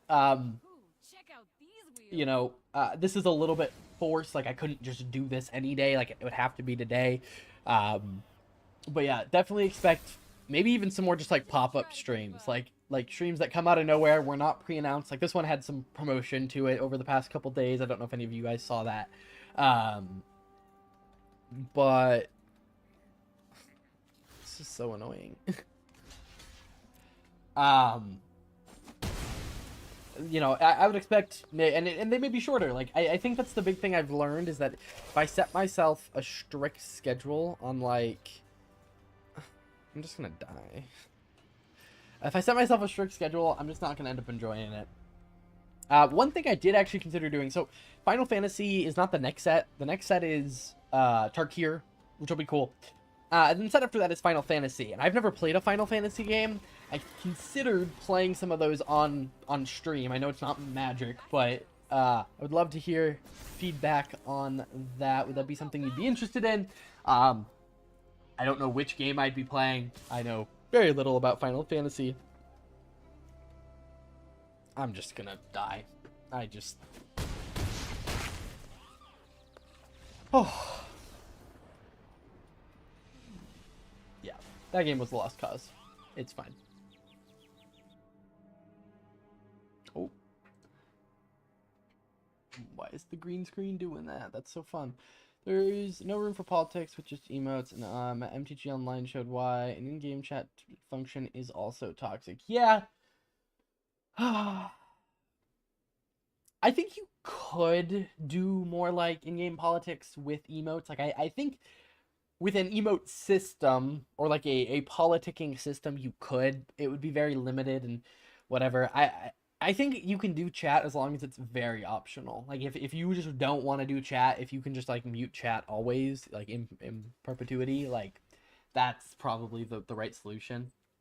I'm new to your content, but I'd enjoy watching Final Fantasy content. Awesome. Good to know. I considered doing it for Fallout, but hadn't gotten live streaming stuff set up the way I like it. Even this, like the green screen right now, you can kind of see the ghosting around my hand. I'm working on getting that fixed. I just need better lighting, and so yeah, you should be able to see that.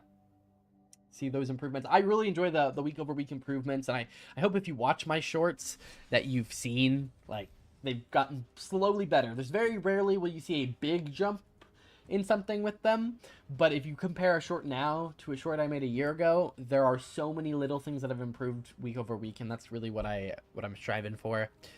I think I want to go back to standard. I want to try this speed deck one more time, and then I also have a vehicle deck that I want to try.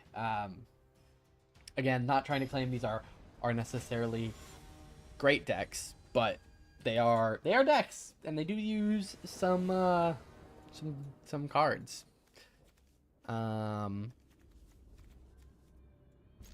This is gonna be a little bold without black mana, but so yeah, we're gonna Hired Claw, the only lizard in here.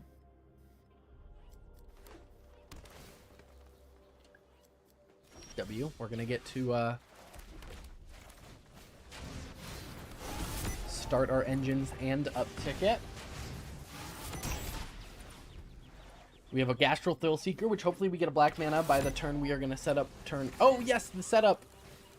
Oh my god, I love the setup.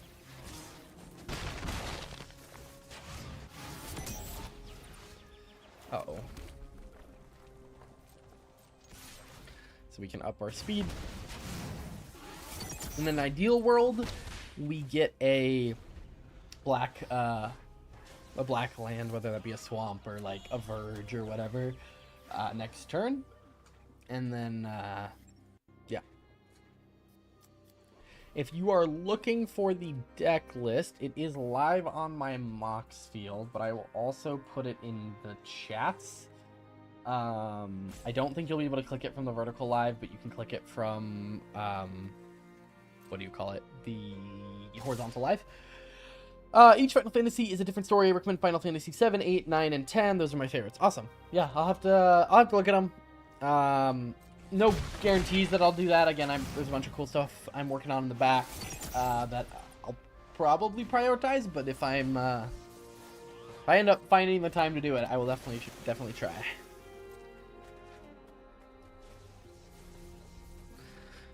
Yeah, I would love a Verge. That would actually be like awesome right now.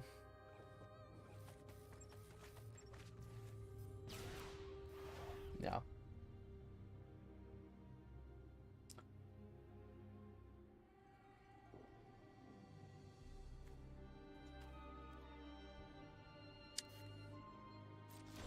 Ugh. No.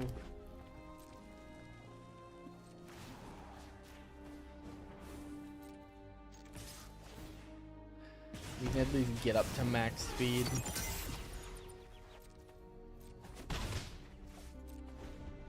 So now Hazoret can attack or block, which is cool. Whew. Sorry, guys.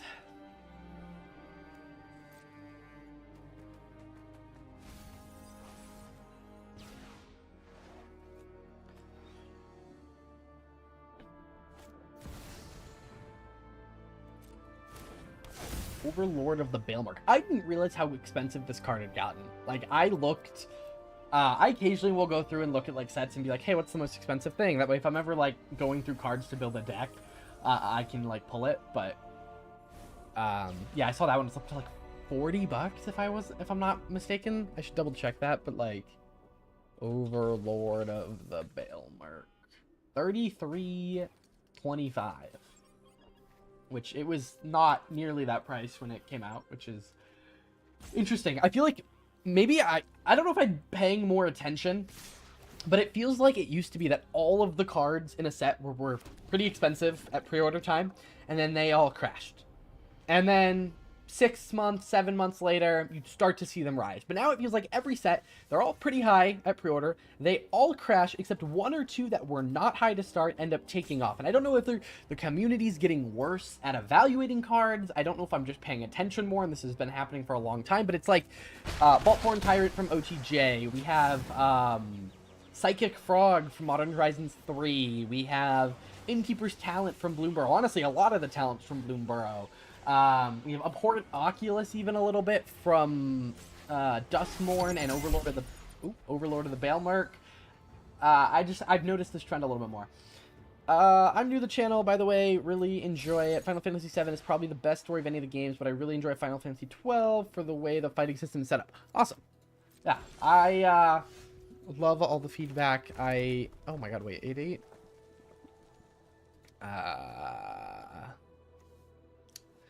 This is not good. I think we may just pass and leave up our indestructible 5/3 blocker. But yeah. I don't know, yeah. But yeah, the magic set thing, like, feels like there's something that spikes, and I'm trying now to identify. I'm like, what from Aetherdrift is going to be underrated and randomly spike? Maybe nothing. Come on, misclick, misclick, misclick. No. Okay.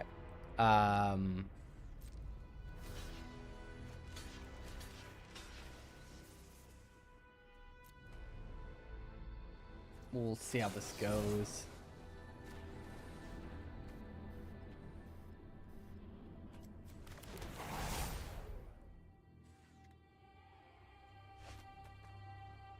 Okay, you gonna do something? Do it now before I do something else?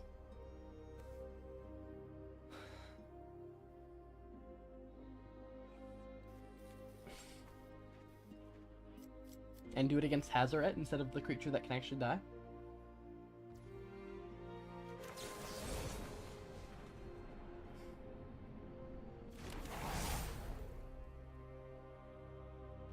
Would love some black mana right about now.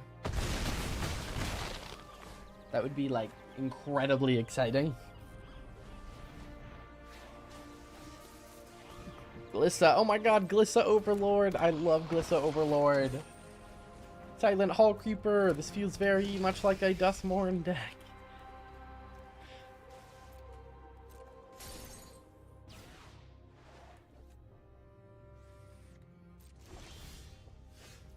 Well, this is rude. I would really appreciate game if you could give me some black mana. Sorry, I don't know why my brain just stopped working there in the middle of that sentence. Yeah,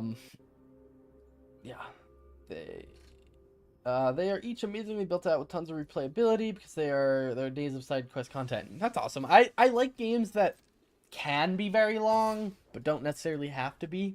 Like Breath of the Wild is one of my favorite games. Maybe like a basic take, but I love Breath of the Wild because you can just play the game. I mean, you could go up to Ganon like as soon as the game starts, pretty much.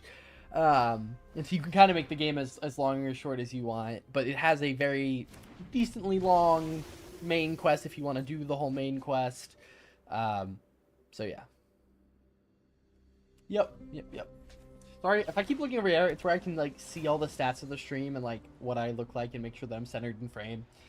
I'm sure it's been a little weird seeing me just look over. I apologize. Okay. You know, black mana, again, would be kind of hype.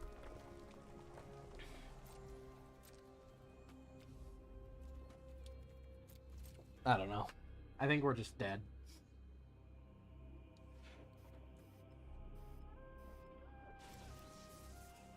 Oh my gosh.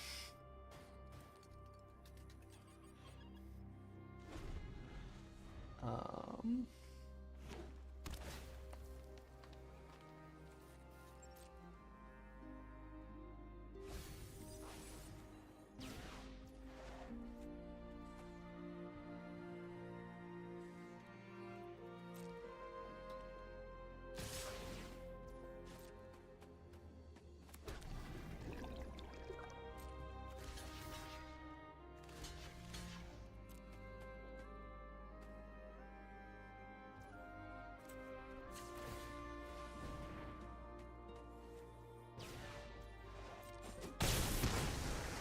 Okay.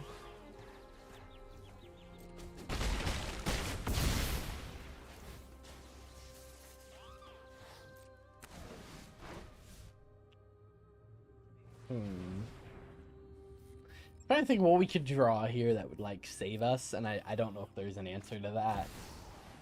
Mimeoplasm. You simplified. Huh. I do not remember that being a button.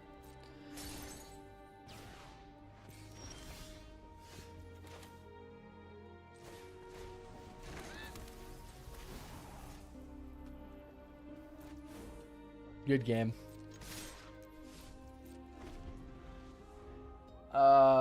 Hey, you're horizontal now. Yep. Yep. It is a new thing I am trying here. I think it's going well. I think this is officially my most watched stream, which makes sense. A lot of my viewership comes from short form, short speed stuff. I may slowly start rolling out to other platforms as well. I think TikTok will probably be next. But I want to make sure that I get this down first, and then after we get this down, we can look at going over to TikTok and Twitch and whatever else. But yeah, let's try something. So I did build another deck. This one was literally like 3 hours ago. I was just like, oh, I kind of want to see what a vehicle deck looks like. Last time vehicles were in standard, it was like in a major way would have been Aether Revolt, and that was right that would have been right about when Arena started. It would not like, what am I trying to say? Kaladesh Remastered came out like way after, and so we really haven't seen a standard on Arena with vehicles in any meaningful capacity. Oh, that's the link to the deck, not the yeah, I'm smart today, guys. Don't worry. No, I don't want to download for MTGO. Export for Arena.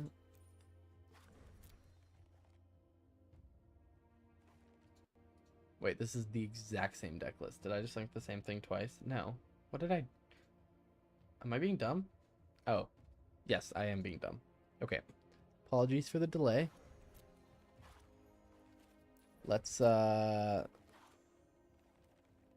start your engines. So we are doing a red-white kind of aggressive deck. So just to quickly run through it, our goal here is to use Salvation Engine to give all of our artifact creatures +2/+2. We're gonna have some like lower cost creatures. Our vehicles, unidentified hovership is good removal. Gastel Thrill Roller can kind of come out more aggressively, and we can like we can return it once or twice. Not twice. We can return it exactly once. Wow. Brain, please start working. And then, oh my gosh, I have something in my eye. This is not going well. Okay, restart, vehicle deck, red and white. We are looking to get out Valor Flagship and Salvation Engine to win the game, preferably using like Colodin to give them haste so they can attack right away. We have some cards that care about becoming tapped down here and some low-cost vehicles to make that happen. I also want to see how Chandra plays, so we got some of those as well. Let's jump into it. Again, none of these decks have been played, so they're not fine-tuned. I'm not telling you to go spend your wild cards on this deck. That is what we're here to figure out. So, yep.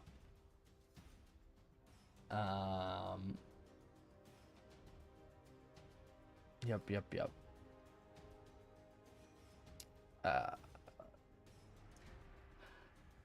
So far, so fun. Yeah. I am running out of things to talk about. Let's think. Commander decks are very cool. I really like the zombie deck from this. I wanted to double check that the arena has the zombie deck. Sure. That was something. Holy, that was really something.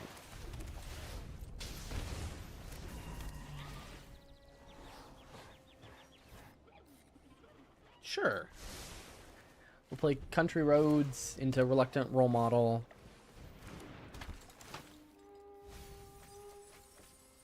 Okay, I see. I understand.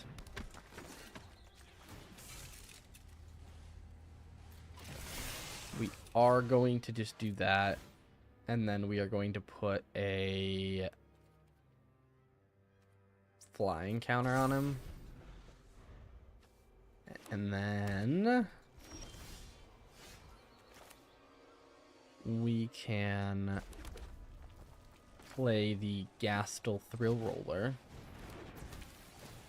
It becomes a creature. We can then swing with flying. They do have untapped mana, so we do have to be aware of that. Ooh. I don't know if I've... No, I did this very thing during the Dustborn Early Access. I was like, I don't remember if I ever, like, have done this. So, Reluctant Role Models back in our hand. A little rude. Recently got into Magic and your vids help a lot. Oh, I love to hear that. I try to make my videos good for people who have been playing Magic forever, but also people who are new to the game.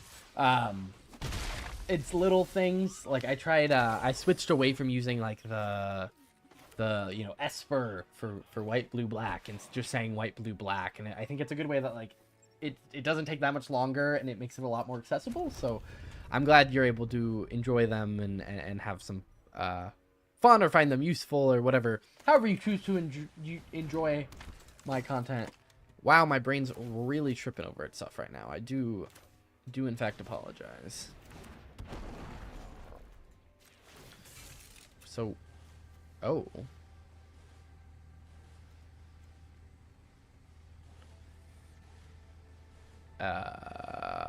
Is there a reason this is crude right now?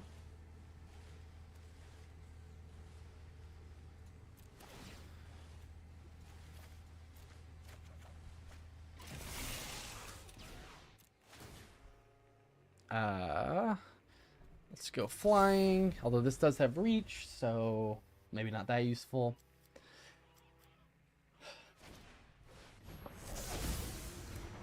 All right. Yep, that seems about right.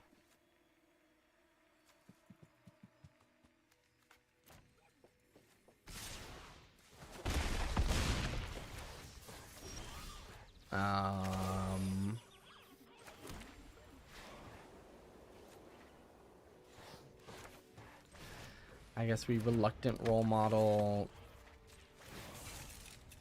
Do we actually want to do that?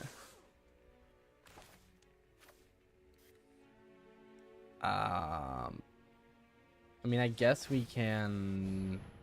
Oh, we have to discard a card to do that. Never mind. Don't want to do that. Never mind. I don't think I read how this card works.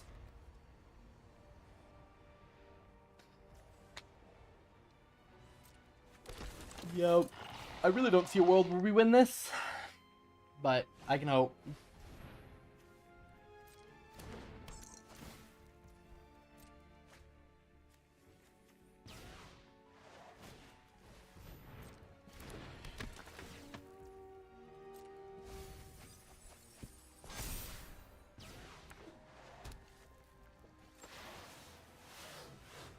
We got some really fidgety pets, companions, whatever you want to call them. Yeah, I don't think there's a single card in this deck that can do anything about this. We will, I guess get rid of it. Hope for something good on our turn. Again, I don't know what that good could be, but we'll figure it out. No, probably not this. This is probably not the good we needed. Out of my way. I'm here to win. Wow, a vehicle. My team's got me covered. Push it to the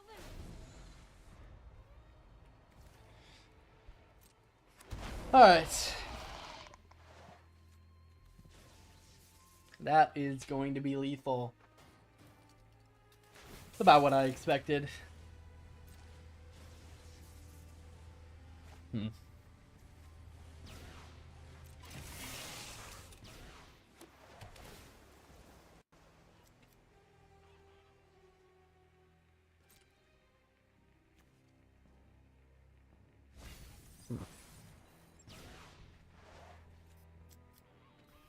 Okay, please just kill me. Oh, I guess they don't technically have lethal on me. Technically. Because I can just... I'm just gonna let myself die. I would like to go to the next game. Oh. Oops.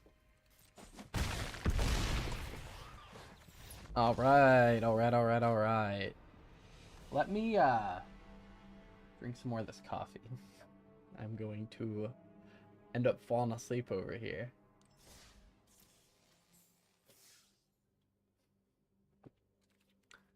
Alright.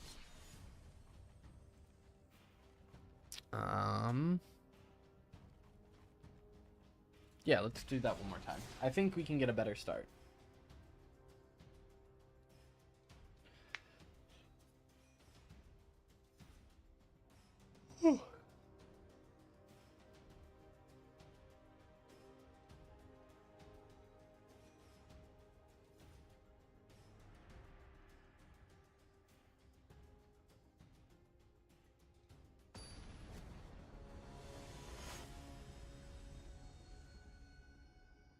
Alright. DFT Pro Tour 11. This hand is not it. But if we draw a vehicle or mount... No. We're not gonna... Well, first off, we're not gonna draw a mount because this deck does not run those. Yeah, this seems fine. I'm gonna get rid of Chandra. I'm not vibing with Chandra. Although Chandra is one of the easy ways to crew this vehicle. Hey, that makes this hand much better. I do really like this play pattern of avoid your glide car on 1, creature on 2, especially this guy. Like, it does feel pretty solid. You know. Crew it. You know, it has survival, so then we gain flying on it, so that we can just swing with it if we need to. Like, next turn we'll play the Wanderglyph to crew this. 2/4 with reach.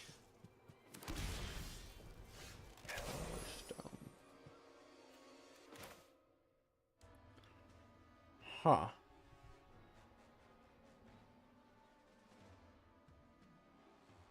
How interesting. I mean, I guess what we can do... We can... Oh, this is actually hype. Okay. Let's just crew this. We don't actually have to swing with it. I just want this tapped so I can put a +1/+1 counter. And then we can cycle this away and create a pilot. Then next turn cast the Salvation Engine. -3/-3 or draw 2 cards. Or -5/-5 or draw 2 cards. Yeah, that makes sense. Oh, I messed up. I should have created the creature. I should have crewed. Oops.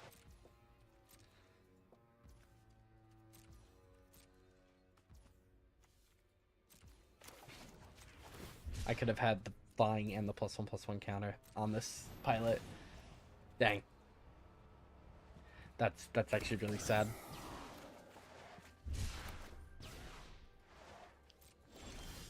We'll do the Verge. We'll play the Salvation Engine. I don't have a great way of crewing that right now, but it's here.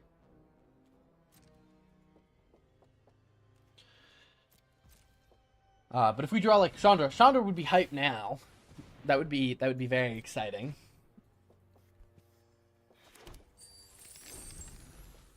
I don't know what's happening over here.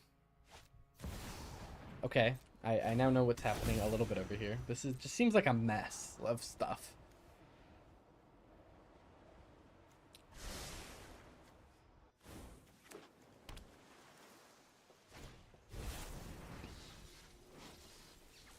Also, so far, I haven't seen a Aetherdrift card.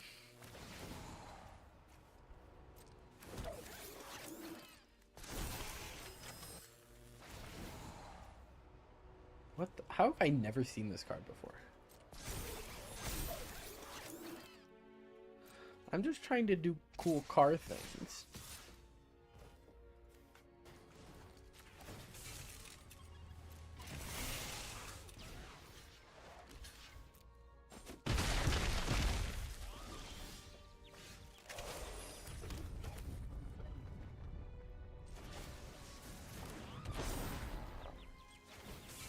Oh, yes! Sure. I just want to say that I did something. Wow. And then we're going to swing. And then we're going to get this out. Wow. And then we can definitely crew that.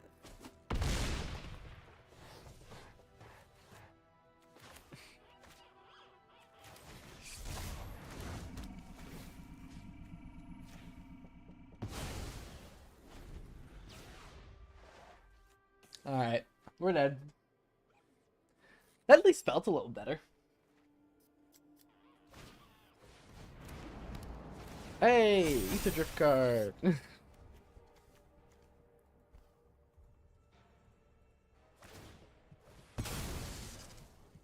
Please just kill me.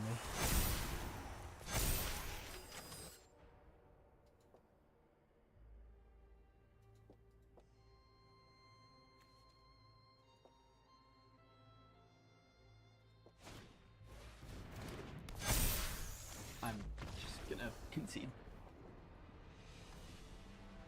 I normally like to let people do their thing, but just swing at me with your 17/11/11s, please. Okay. Let's try that again. One more time.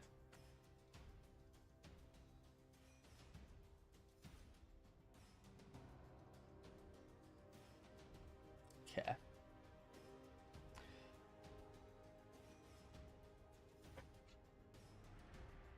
Seeing the difference in stats between the vertical live and the horizontal live is very interesting, and like average view duration and like total views, concurrent viewers, like it's all very interesting to see.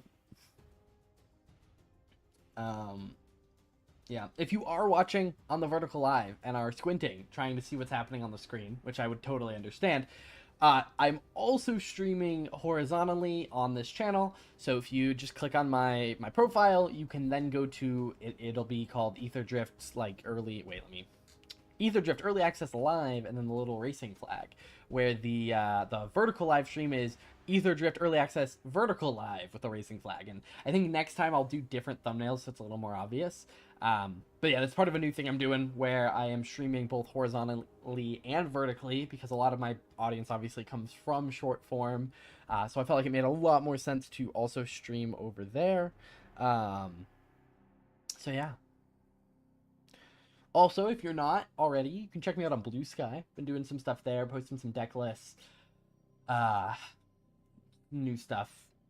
Always trying out new things. The other new thing, YouTube now has a community tab on my channel, which it used to be a community tab where like I could post things and I would do like polls and stuff to try and figure out and like gauge community sentiment on stuff.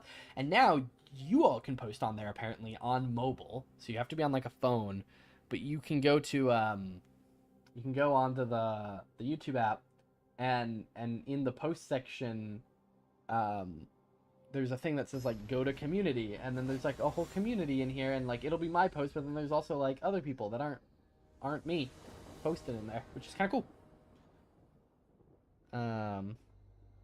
So yeah, if you haven't tried that out, it's a interesting new YouTube feature. I don't know how I feel about this.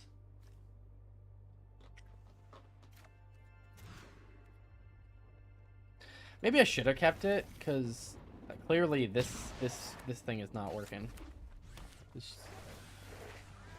Ooh, Marauding Mako. Which I now know is pronounced Mako.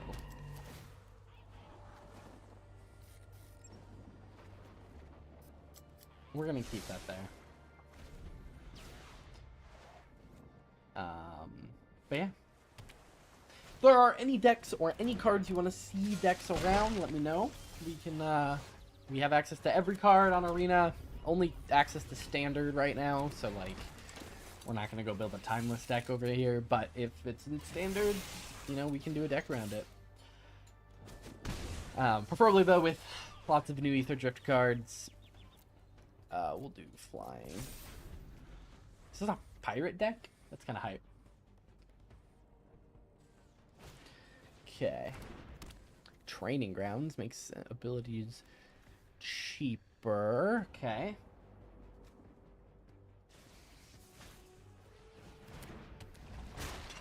Marauding Mako. I do think we are going to do a unidentified hover ship. Getting rid of one of these Makos.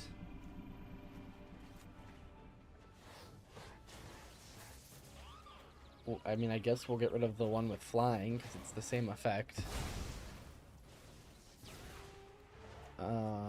And then we will crew this. It ends up same damage, but then we can also put a counter on the role model. We'll go +1/+1. That should get it pretty strong to attack, and then we'll be able to, you know, give it lifelink next turn.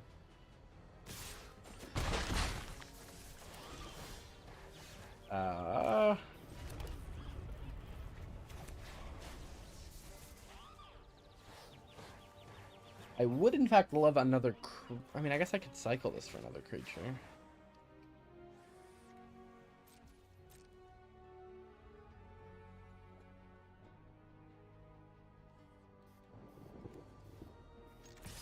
Yeah, I think we're gonna Lightning Helix or cycle for a creature. I mean, I guess we could have done that before combat and also crewed something else, but... We'll do lifelink. If they go to kill our Reluctant Role Model, what will we do? We will make our creature first, because I forgot that it can pass its counters around. Honestly, I was kind of just like, oh, let me go look at the Dustmourn survival cards, because they work really well with vehicles, because you can tap without having to necessarily attack, and you can get it the turn it comes out without having to attack. I just don't want to deal with that, so...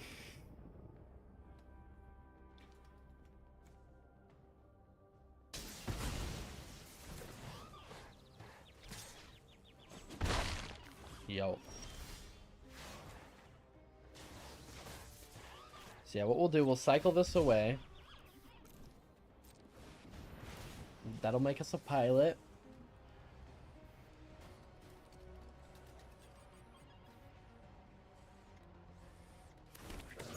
Now if Reluctant Role Model dies... Oh, and we can play this. That's hype. And then we can crew this guy with the pilot. Swing for 5 with lifelink. Put another counter on the Reluctant Role Model. This is more what I envision this deck doing. Again, not trying to say these decks are good. I just more wanted to get a feel of playing with these cards. I do think Voyager Glide Car has some potential, especially because you can tap 3 creatures, and there's that whole Boros Convoke deck. Actually, I kind of want to do that. I kind of want to take the Boros Convoke deck and try putting this in it and seeing how it does, because it can come down early to be an artifact that you blow up to Gleeful Demolition, but if you've already Gleeful Demolition, you can tap 3 of them to put a +1/+1 counter on this, and flying. It scries when it enters. Like, it seems like it could be really good. Oh my god. With toughness 5 or less. We gotta do this like next turn. If we're ever gonna do it, it's gonna be right now.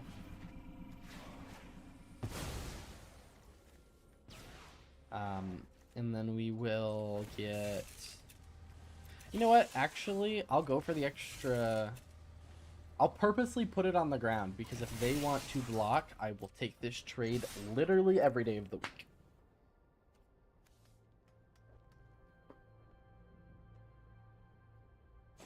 That's what I thought. We'll do a +1/+1 counter. I think, Brassic Tunnel Grinder. That may turn on Kiora, which will get them an 8/8, but we do have a 5/5 flyer in the air, so I'm really not too worried. I think we pretty much have this game in the bag, which is pretty hype. Yeah. Also, quick question: if I spend a lot of time just building decks because I enjoy it. It's very fun. Oh, what the hell happened? Okay. I spend a lot of time building decks. If you guys would want to see me do like deck building and stuff like that, I would love to know. Also, I mean, we're fine because I can do this. Yeah, just let me know in the chat. I've seen some people do like build with me, like on Mox Field, maybe even potentially in paper. Although at this point, a lot of building decks in paper is just sorting through boxes of cards. Which, I mean, if that's something if that's something people would find interesting, I'd be down to do it. I did order a Festival in a Box for Chicago, so I may open that live. I thought that might be a fun way. Last time I opened it and then edited it down into a short, kind of breaking down what was in it, but they're sold out now. Last time they weren't sold out, and it made a lot more sense to be like, hey, what's in this? So if you knew, if you wanted to buy it, you could see what was in it. Speaking of Chicago, if any of you guys are going to MagicCon Chicago, I will be there. That is, yeah, I will be there Friday, Saturday, Sunday. I have a meet and greet slot, I believe, on Saturday, but you can check the MagicCon schedule and you can see when that is. So if you want to come say hi, I don't know, want me to sign something or get a picture, I don't know what you want to do. If you just want to say hi, feel free. Yeah. So that'll be pretty exciting. I'll also just be around, if you want to get a game in. I would love to play. I'll have commander decks on me, kind of varying in power level. So, yeah, I'll be doing another like more formal announcement of that, like soonish. Yeah. Oh, it's waiting for me. I was like, why isn't this game starting?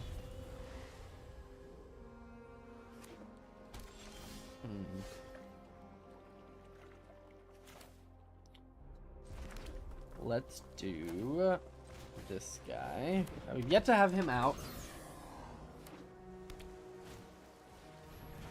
Whenever it enters exile target. Oh. I know what Glass Casket is. Well, we get to exile some stuff. Wait, is this not just the same artifact deck? I don't want to play against the same artifact deck.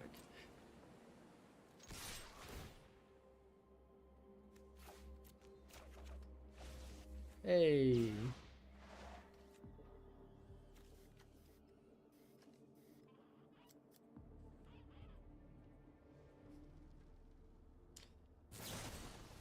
Okay. I guess I don't get to do that.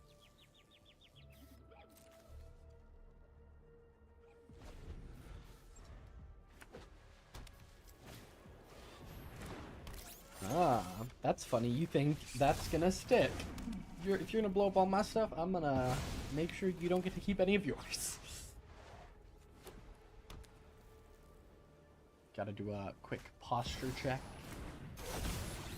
My friend says vehicles are bad in the MTG Arena Discord. I said, what about the UFO? Thoughts yourself. His reasoning is that there are no pro decks with vehicles.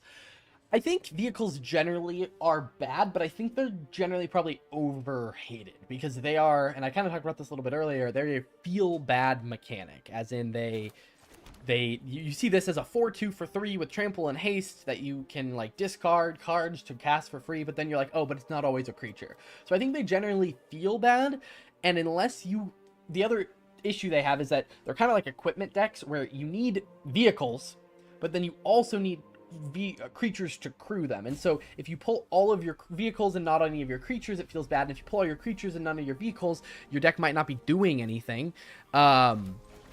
So, you know, I think that is probably the biggest like issue with them. I think there are one-off vehicles, like unidentified hover ship, for example. It is removal, and I think the best vehicles are the ones where you don't see the crewing as a downside. The best vehicles are the ones where it is basically like an enchantment or an artifact, like the chariot that gives you 2/2 zombies when you discard cards, right? That feels like an enchantment, and then it has the ability to become a creature when you crew it. Oh, I don't know what's up with my lighting.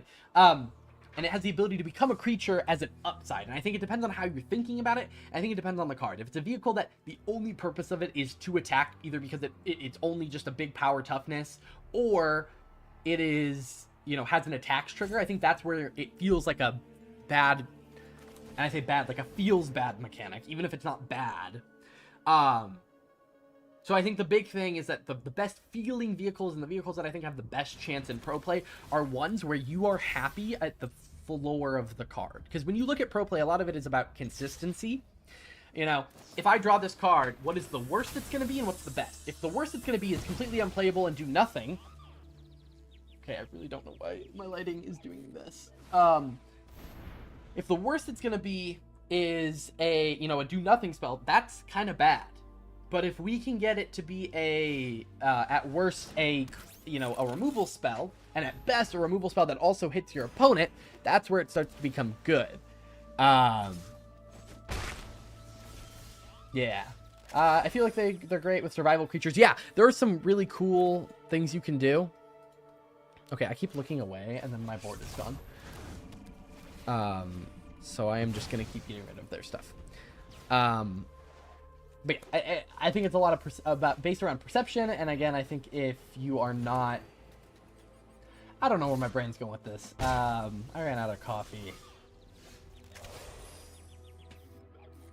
Yeah. I think I made my point.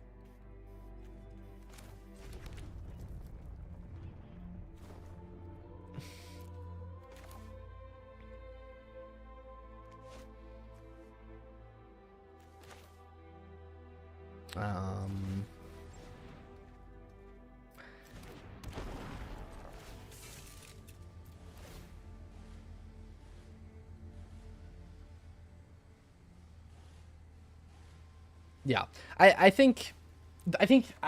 guess the way to put it is that I don't think vehicles are naturally bad, but I also don't think they're naturally good, and it depends on what the vehicle does. Smuggler's Copter is an insane card, and it is a vehicle.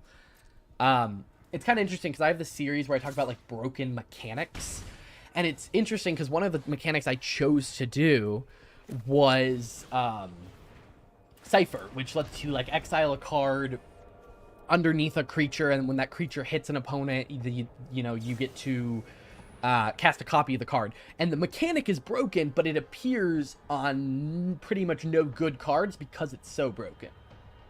And that's kind of how I feel like Like, a mechanic can be good, but not appear on good cards. And a mechanic can be bad and appear on broken cards. And it kind of just depends. Anthony, how are you liking the set? So far, Limited has been fun. I'm so sorry to my opponent. Yeah, Limited has been fun. We're doing Constructed right now, where I'm just trying out some of the new vehicle cards, and so far it's fine. I mean, I always enjoy new Magic cards. It's kind of like Marvel movies, where like if I enjoy the Marvel movie, maybe it wasn't the best movie in the world, but I enjoyed it and I wasn't bored, which I know isn't high praise. But this set, you know, I'm not bored playing it. It's fun. There are some new designs that I think are going to be great in a lot of decks. I don't know how much impact it'll have on Standard. As Standard balloons in size, each card has to be more powerful to be impactful. So, in theory, we're going to see less and less cards actually matter. Yeah.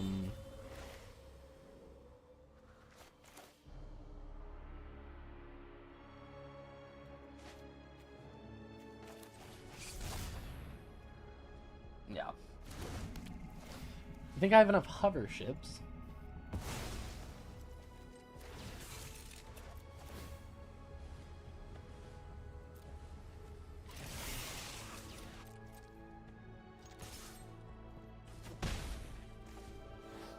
Yeah.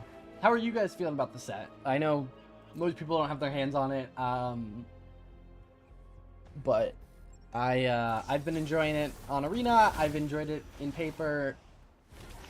Defiant Survivor is my crew or saddle creature of choice, and Simplified replaces itself with the Manifest Dread. That's fair.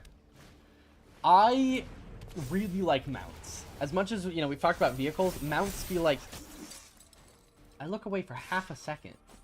Mounts feel like fixed vehicles, where, like, you don't have the problem of drawing too many creatures and too many vehicles. Like, you can saddle things... You can saddle mounts with other mounts. Vehicles, you know, you can kind of do that, but you do need a creature to start. Yeah.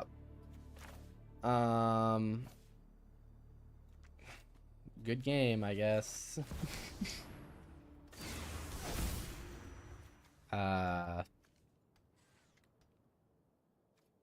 Yup.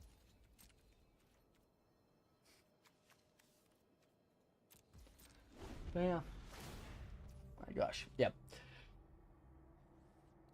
As I've talked about a couple times, green screen's being a little weird. I will work on that for future streams. Hopefully it's not too distracting.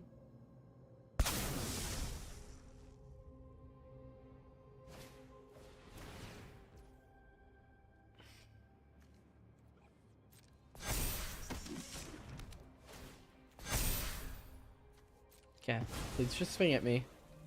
Thank you.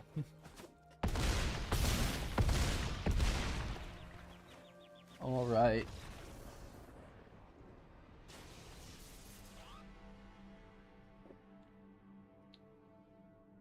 Yeah, that artifact deck. I think we played against that person now twice. I've seen it twice. I want to get the vibe of this deck because I like it. I don't think it'll be competitive, like I said. But I do like it. It is fun. It's been a little bit since I've said it. If you're watching on the vertical live stream, I'm also streaming horizontally if you want to get closer to the cards, because I know it can be kind of hard to see on mobile on the horizontal lives or on the vertical lives. If you're watching in the short speed, it can be kind of hard to see. So I'm also streaming horizontally. You can find that on my channel. It's the one that just says live, not vertical live. And yeah, if that's easier, that's what I just did. Lol. Yep. Yeah.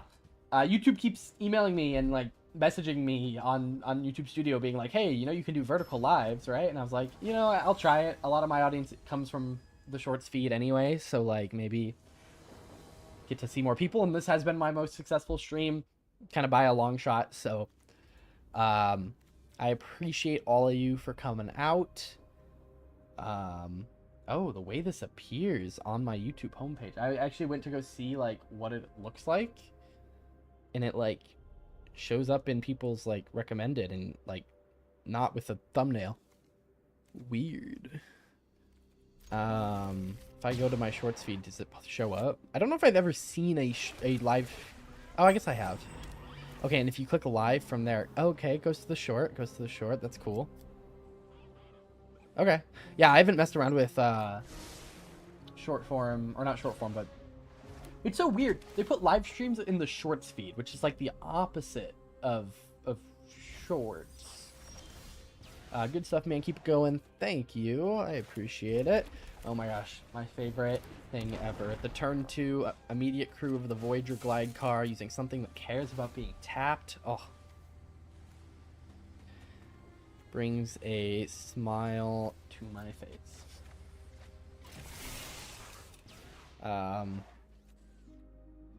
So let's swing for 2.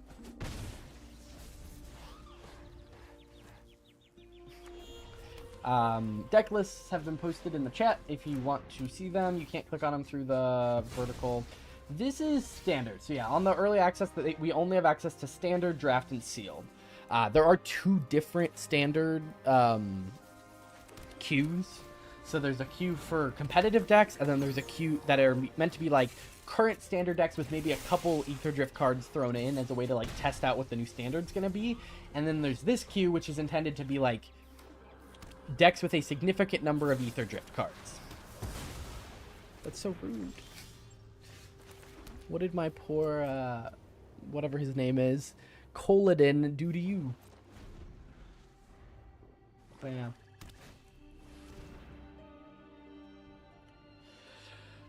So they have, let me check something. So I got access back with March of the Machine, I think was the first set. It is something that I was invited to. At the time, I was an MTG ambassador, which I believe is the reason why. But there are a lot of people who get invited, and it's not just ambassadors. There's a large group. But I was an MTG ambassador at the time, so I was on Wizards' radar. But I know at some point they had an email address you could email requesting it. I don't know if they still do that. And I know they said they're working on how people can get access, but you do have to like either request access or be invited. Yeah.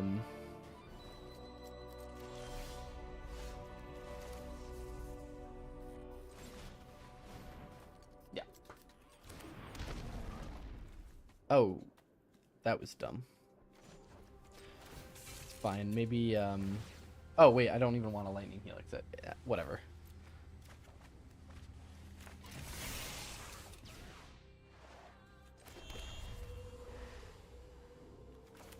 You know, whatever. You can get a treasure. I'm not that worried about it.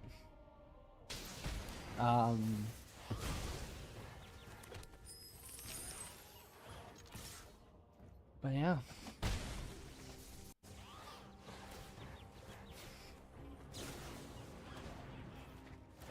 Let's see.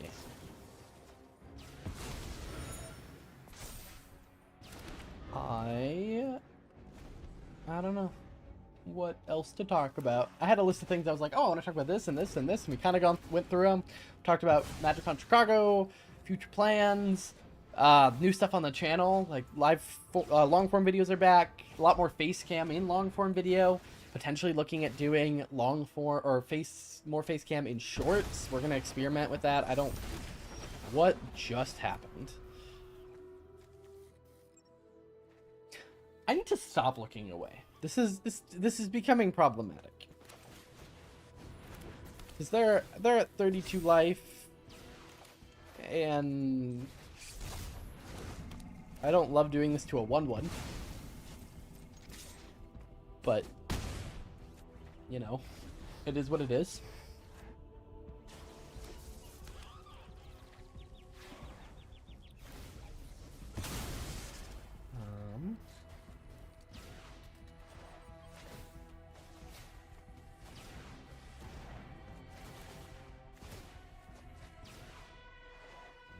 But yeah.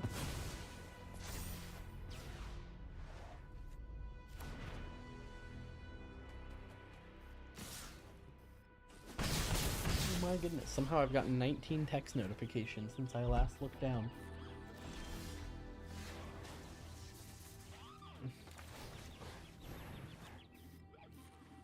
What do I think about the expansion? It's very, very in the middle average. It's not like Aftermath. It's not like Assassin's Creed.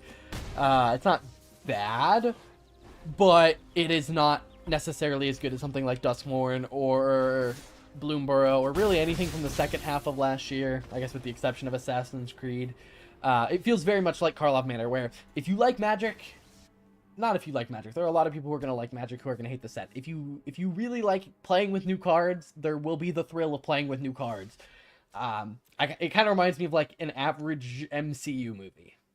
It's enjoyable. You're probably not going to get bored playing like Limited, and you're going to have some fun cards to add to your deck. But it's no like No Way Home or, you know, not a top tier set. I think is my best way to describe it. How many vehicles do you have in your deck at the moment? Okay, probably too many, to be fair. Let's take a look. And that's part of what this is for. This, again, I threw this together without playing it at all. Yeah, right now, definitely need to cut, I think, one of those, and honestly, one of those. My original idea was to cheat out Valor's flagship more, but that's not happening. So I do think we need... like a couple more creatures to crew with. I know there's... Let me see. I don't remember what else I was looking at for this deck.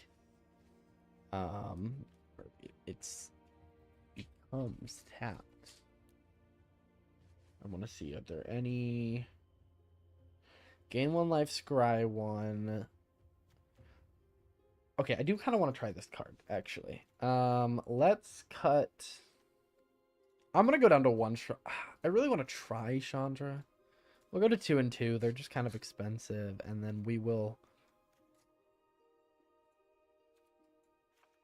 Let's try this. Do I have any sneaky redeem codes? I do not.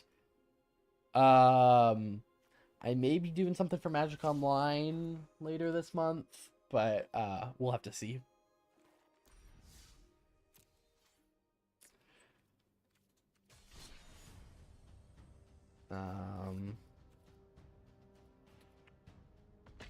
So. Yeah.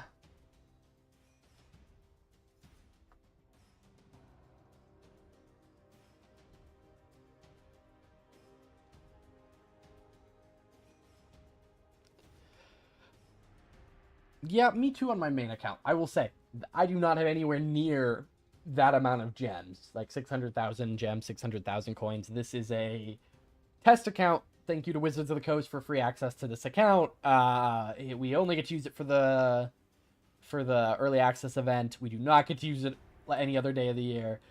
It would be awesome. It also has like thousands of wild cards, if I'm not mistaken.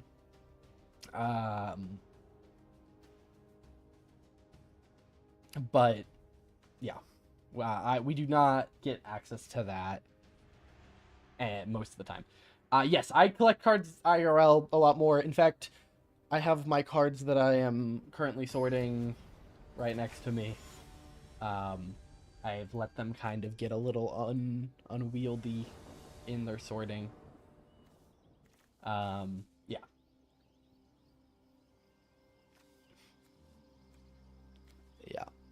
Yeah. You can actually see, if you go to my Mox Field, here, let me send a link. Oh, that's just a link to Mox Field. If you go to my Mox Field, there are some of my decks.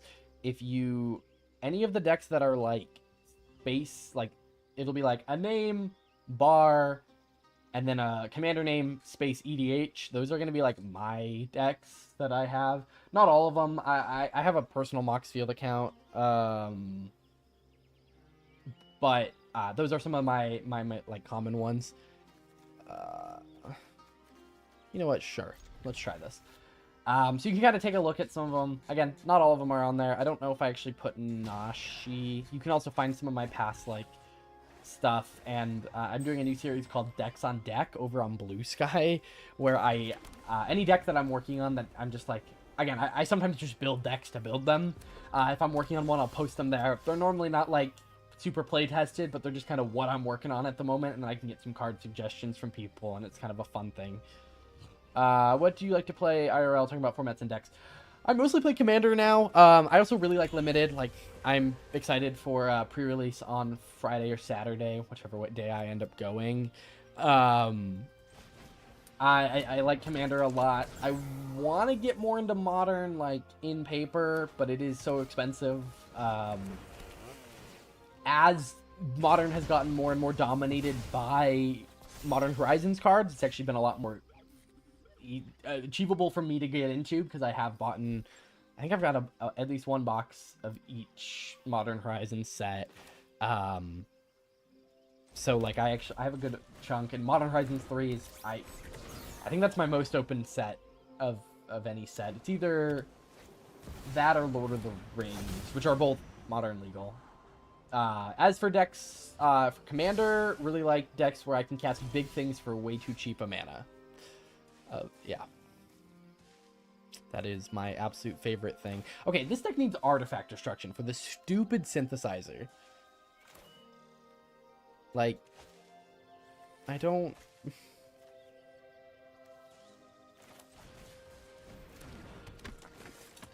am I allowed to play against viewers? If you had an early access account, I could, but because we're on completely separate servers, we are unable to, unless you have an early access account. If I do a live stream on, like, the main servers, like, I could do one when this launches on Arena, like, on the main part of Arena. I'm considering it. I would be down to do that. But probably not at the moment.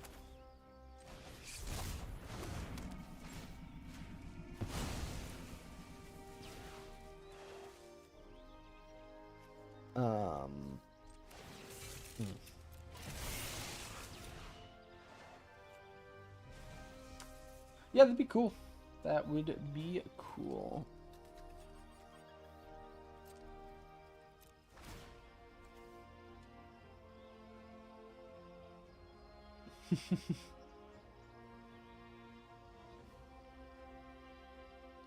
Lend me your account for an hour or so, bro. Yeah. Yeah, here are my, actually, here are my credentials. You can just, like, log in.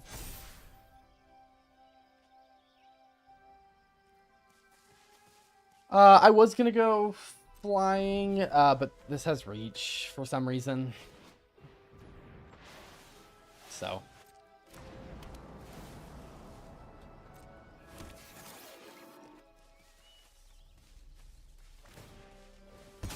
So my better bet is to make it big enough to attack into it, but then again, the construct here is gonna be pretty hard to get through. I really just want to concede. I don't want to play against this. Is this the meta? Is this going to become the meta deck? Is just this with repurposing bay? Like, maybe this is the meta deck. I actually, again, have not played that much Standard. I've been playing a lot of Timeless when I've been playing my competitive format. Need some Haywire Mites. Actually, you're so right. Although I would need green to crack them.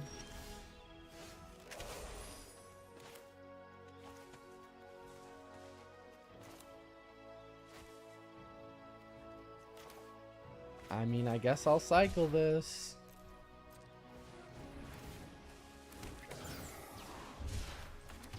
Hope for a land, which we did get.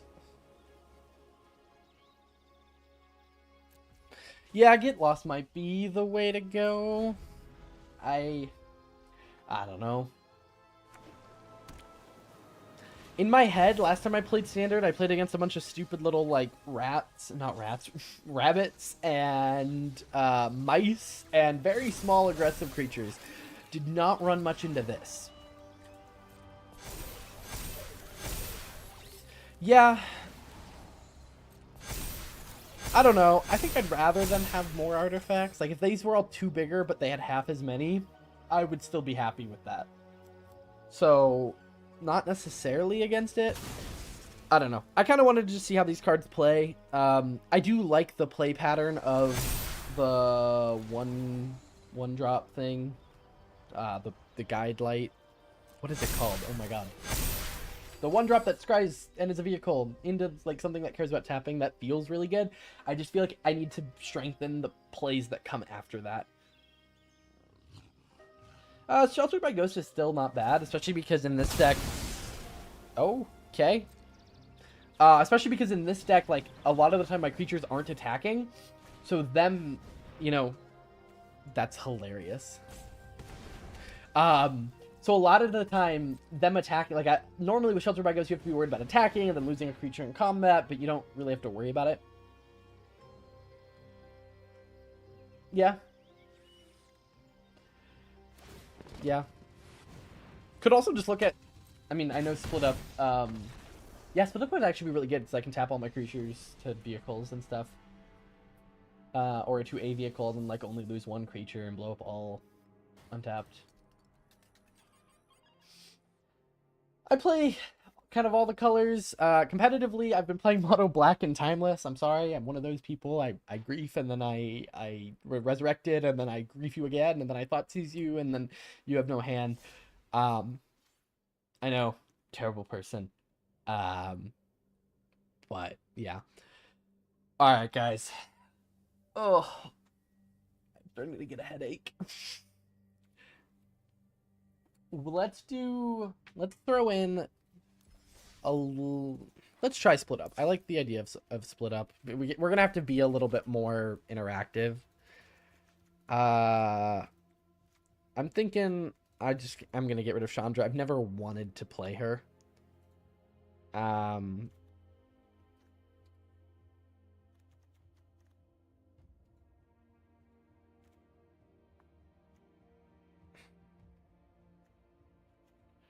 I think I'm gonna cut one Lightning Helix, and then we'll cut. I'm not feeling this Valor's flagship. I'm not gonna lie. Like, I know I haven't gotten to do my thing of resurrecting it. I just the cycling being 3 mana plus X is just so much. So. Aetherdrift, pretty beach. I assume you mean neat. It is pretty neat. I agree. Neat's a good word for it.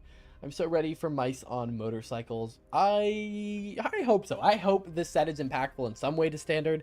I do worry about it being Karlov Manor feeling. Although, Karlov Manor, looking back, I don't think it was as bad as people, like, gave it, or, like, accused it of being. Yeah. Really? Really? That's fine. Let's see if this survives. This has not survived a turn yet. Every single time I have played it, it has been immediately removed. Looks like it's going to survive. It looks like we can actually do something pretty slick. It's going to become crude. We're going to scry. We're going to put that on the bottom. We're going to play this. Even though this is already crude, I'm still going to choose to tap it so we can get the counter on it. And then we will swing with both.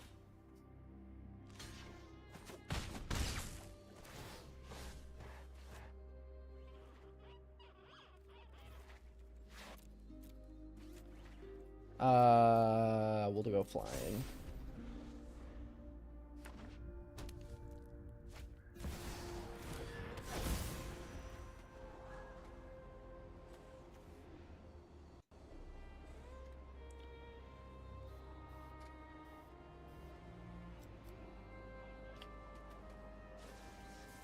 Flying is so hard to deal with, it's all I ever see. Yeah, flying's good, but I keep feeling like I'm running into reachers, like, way more than I usually do.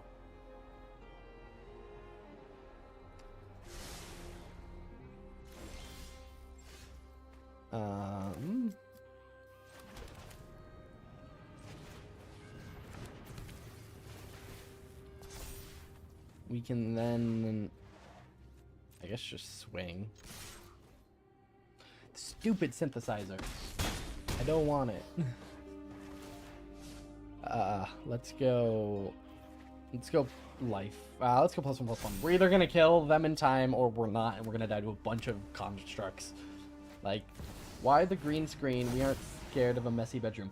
So, there's two reasons. First off, it makes it easier to stream. I don't have to clean it behind me if I don't want to. And I'm going to work on the lighting, so you eventually should hopefully not notice. That is the goal. The other thing is that the vertical live stream and the horizontal live stream are two different like things. So like on the vertical one, you can see this like fake background behind me. On the the horizontal live stream, the whole thing is my gameplay and I'm overlaid on top of it. So the green screen allows me to obstruct less of the view. So it's a mix of those two things combined.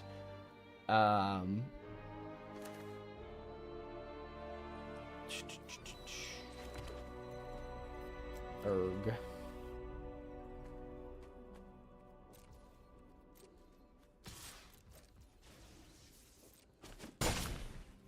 But yeah.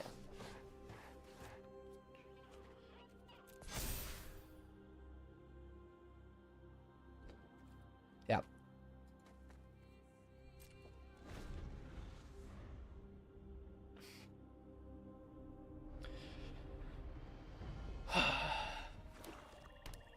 We are about to hit 4,000 views on the vertical short speed live stream, and I appreciate it. Yeah, these guys have been the bane of my existence today.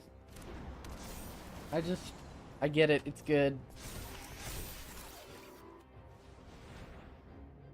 Especially with Repurposing Bay. Repurposing Bay is also just so good.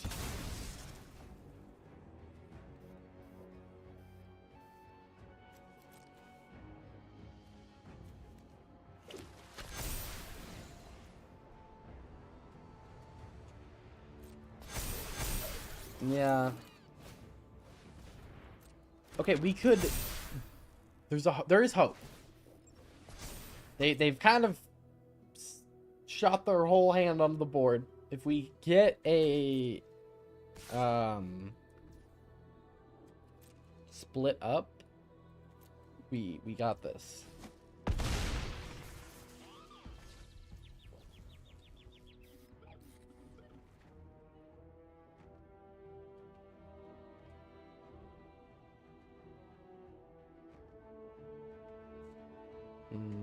Okay. Let's make the 1/1. That is not a get lost. That is good game. I think. Yeah.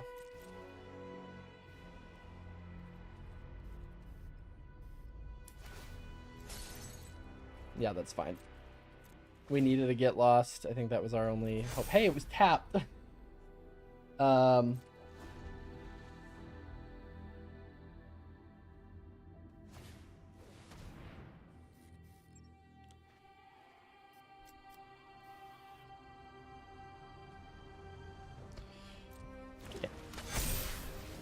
Yeah, we are about to cross 4,000 views on the short speed live stream. I appreciate all your support. You can main deck that one white pivot that can't attack or block. Play it on curve, maybe. Yeah, I don't know. We'll see.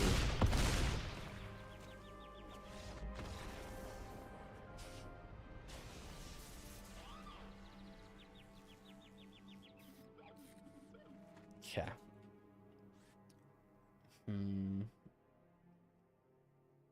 I appreciate the support, but the coffee is wearing off, and I can definitely feel it.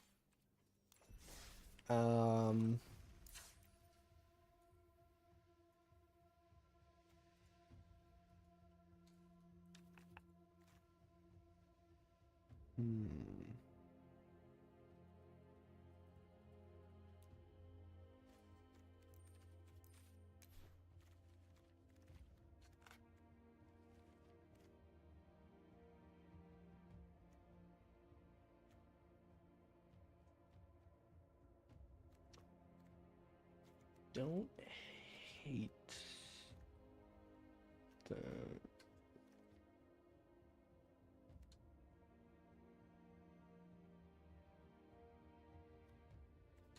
I don't hate the idea of get lost. I know it gives them artifacts, but like again, I would rather like they're gonna have a synthesizer. That really matters the most when they have a synthesizer. Yeah, I'm just then I know if we go to non-land permanent, it's going to um I have an idea. This life gain isn't that impactful. So I'm gonna switch it out for a braids. I also don't think we're gonna hit face with it. I think that this is mostly to take out creatures. I kind of want to try a braid. We could also look at Sky Crash because it does have cycling. Oh.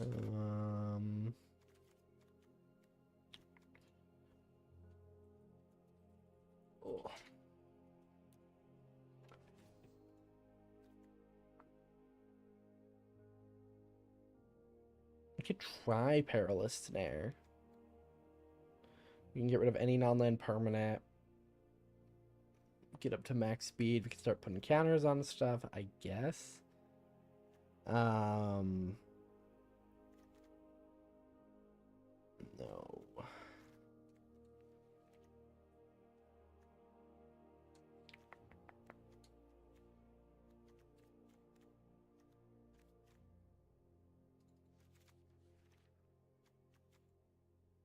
I'm gonna give up on Valor's flagship and say Salvation Engine is my big finisher that just boosts up all of my creatures.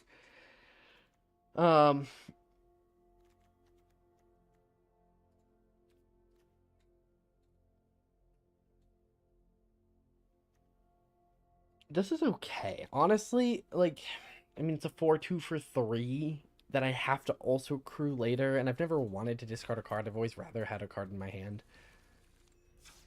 I'm just remembering how much I maybe don't like vehicles.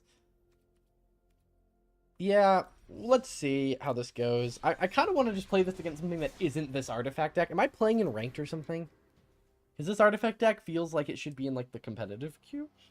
Maybe it's not competitive. Maybe this deck is that bad, which it probably is. Like, again, no, standard play, not standard ranked. Okay. All right, and we just hit 4,000 views over on the Shorts Vertical live stream. Thank you guys so much. That number is absolutely crazy. If you are watching over there, you can come over to the horizontal live stream. Yeah, I'm streaming both horizontal and vertical.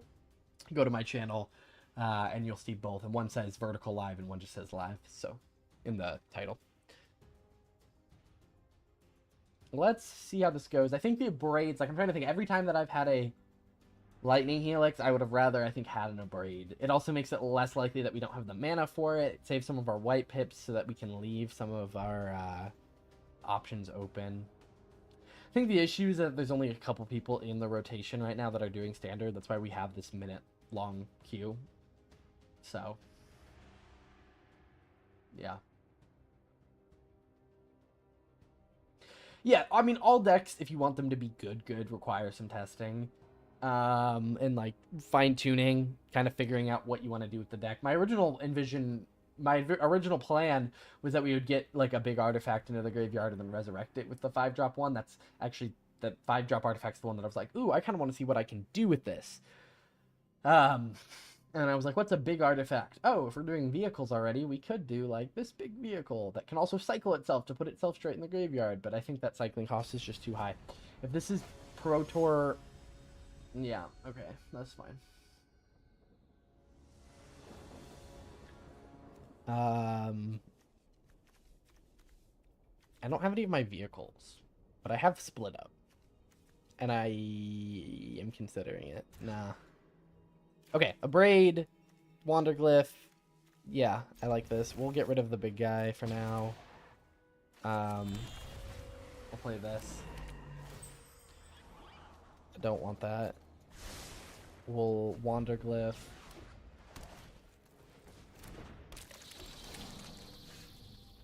This seems like a meme deck. What is the over-the-top part? I I just want to see if vehicles can be a thing. I'm not saying this is going to be good. I just want to see if, like... My favorite part of this deck, quite literally, is this little play right here. With this card is probably actually my favorite card in the deck. Oh, yes. Definitely. Definitely. The original goal was to just resurrect big artifacts. There's supposed to be 2 queues. One that's meant to be mostly like Aetherdrift cards and playing with the new mechanics. I was playing Lightning Helix. I swapped it for a Braid because I'm getting beat up by artifact decks, and that's making me sad. What is this? Of course, now we're not going to run into artifact decks now that I have a Braid. Yeah. But there's a queue specifically for if you're trying to build competitive decks, and I'm not playing in that queue. Part of it is, like, what I did with Dustmorn, I had a bunch of cards. Like, I just picked cards that I liked or thought would be interesting, but wanted to see the play pattern of them. Because sometimes it's hard to tell, like, is this going to play well? Because some cards play better than they read, and some cards read better than they play. And this was built around this card, where I was like, I want to see how this plays. Like, is this a good, like, slam it down and win? And then I was like, oh, I guess I could build a vehicle deck and see if, you know, whatever. There's not going to be a vehicle deck in Standard.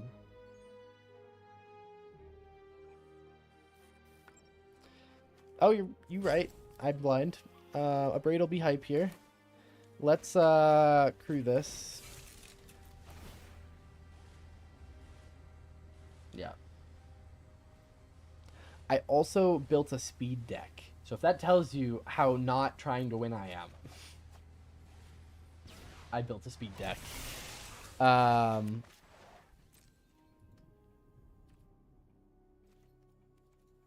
it's not that I should say, it's not like I'm not trying to win, I just...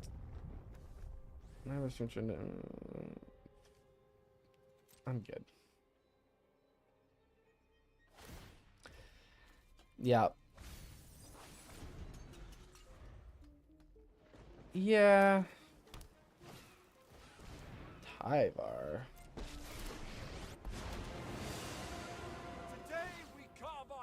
That's interesting. We're in this together.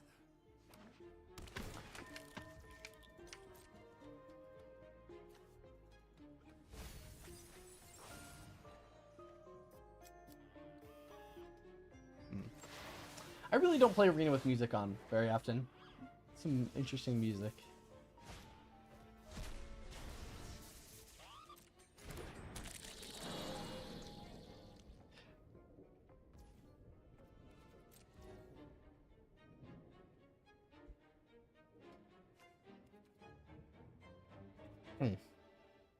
Okay.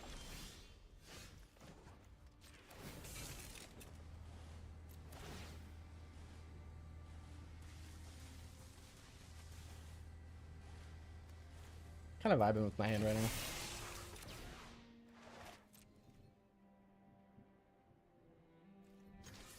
See how much they care about Tyvar. Oh wait, whatever. I mean I wanted to tap it just to... That was purposeful, I promise. But yeah.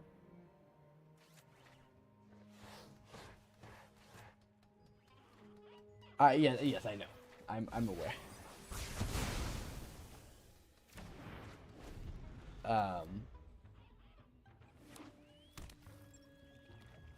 Yeah.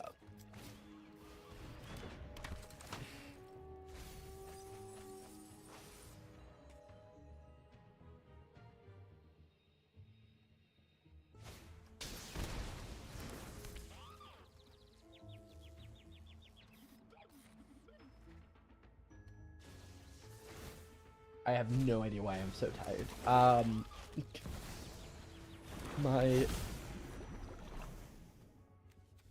Wow, I wonder what I'm gonna do next turn.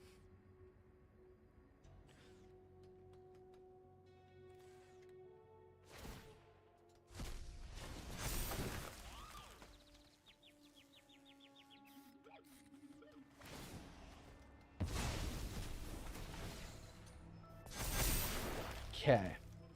So we'll Braid and then pass, because I'm not going to draw land. if I draw land, we'll do Reluctant Role Model, Abrade, tap the Role Model to crew the Glide car. Would love a Get Lost right, or Split Up right about now.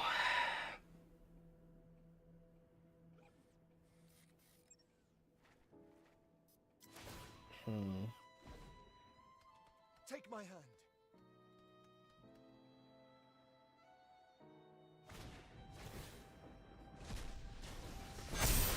I would really love a Split Up right about now. That would be very, very, very, very exciting. It's not finished. Just right off the top.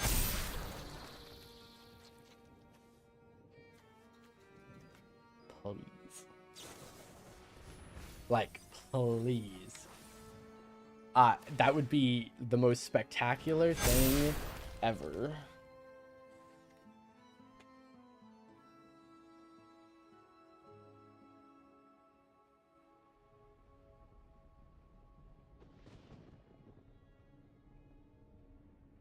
Yeah.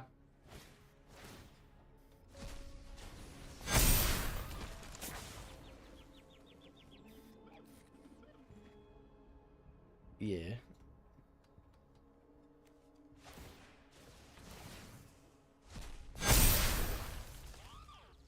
Please. Split up right off the top. Kill all tapped creatures. And we can vibe. This is probably also going to get it cut. This was here originally to fuel the idea of resurrecting a big artifact out of my graveyard. And I was like, oh, this can crew and throw something in my graveyard and then I can resurrect it. But we're past that. I think. We have a whole 2 cards in the deck that do that now.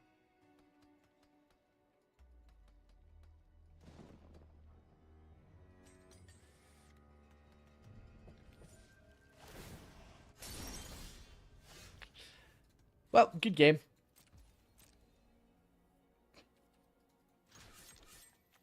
Come at me, bro. Yeah. Actually, wait. Actually. Never didn't have it.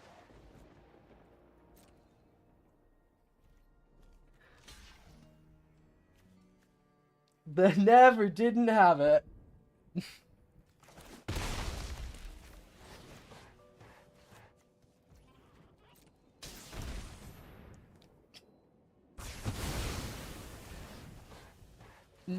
Now what? I don't know.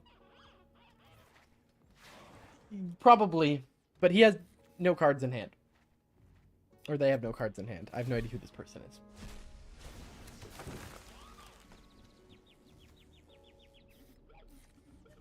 But they can tap to mill. Or exile cards. I see. How many creature cards are in here? 1, 2. Yeah, we're still gonna die. I don't want to sit through this.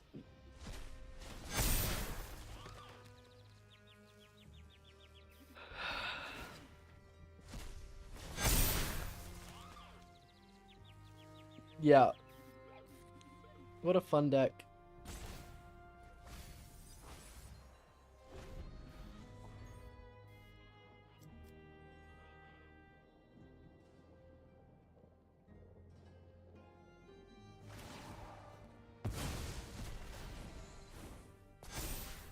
Wow.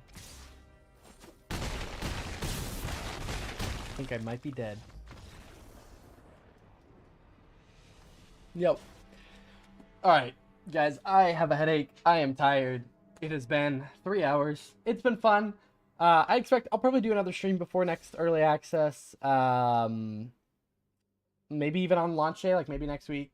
So stay tuned. I'll probably announce a little ahead of time, but I am just very tired and I am gonna probably go get some dinner. I appreciate everyone for coming out. Honestly, this has been the most fun stream I've done probably ever. Honestly, like it has been super duper awesome. You know, one more. Okay, we'll do one. Yeah, we can do one more game. We'll do one more. but then we're it. And I'm hoping no self-mill, no artifacts. Give me, like, someone else building around an Aetherdrift mechanic. Give me a speed deck. Not a Pro Tour player. Okay, not a Pro Tour player. We are already better. Dang.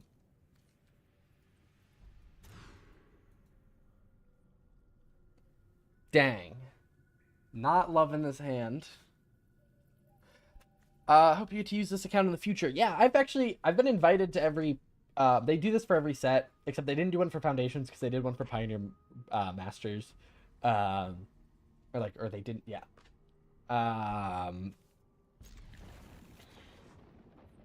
And yeah, I've been invited to each one, so I expect I'll be back for Tarkir.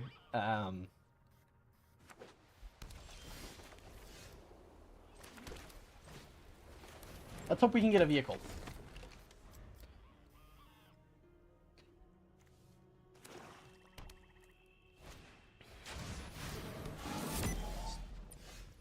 Seems good. Seems like I want to get rid of that and also start my engines.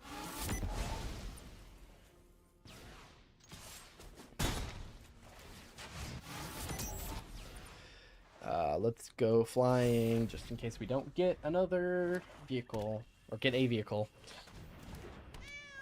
Is this cats? That's hype.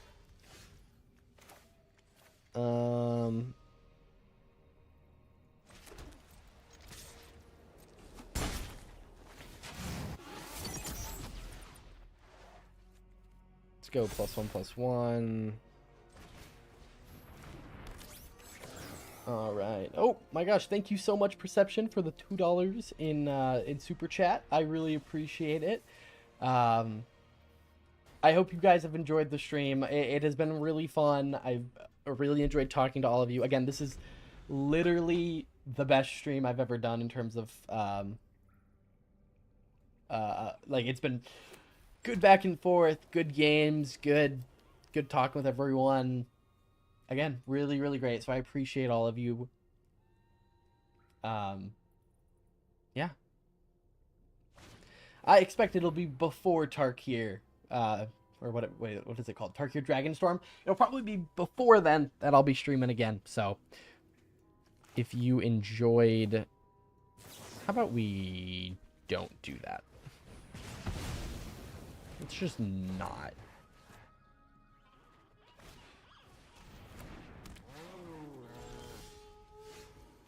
Not vibing with this hand. But if we draw the artifact creature booster, that'll be kind of cool. Let's put this here so that they can't just swing both for damage. Can we 1v1 soon? Yeah, once we if I do a stream on my main account, I can do some 1v1s with viewers. That'd be fun.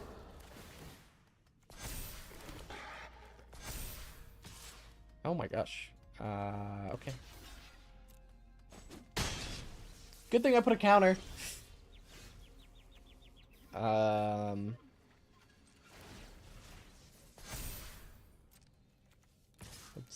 put that there. We'll just hold up the Abrade. Then we'll just keep stacking +1/+1 counters. We'll get up to 6 next turn. And then I will have wished that I had a Lightning Helix instead of a, Yep, turn on notifications. You'll get notified when I go live. I will also... Oh... I can't do anything about that. I will also likely post about it ahead of time. Oh... No... No! Really, no!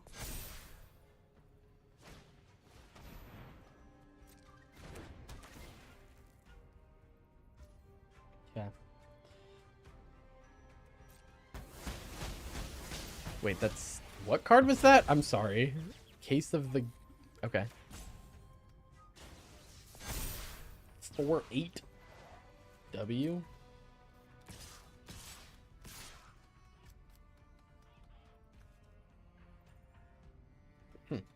Interesting.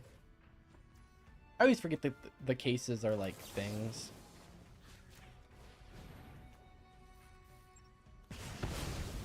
Probably should have like done that earlier now that I think about it. If I was like using my brain.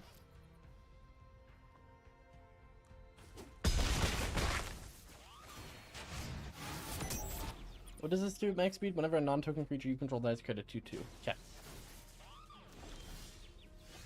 Oh my goodness. I do not need this many lands.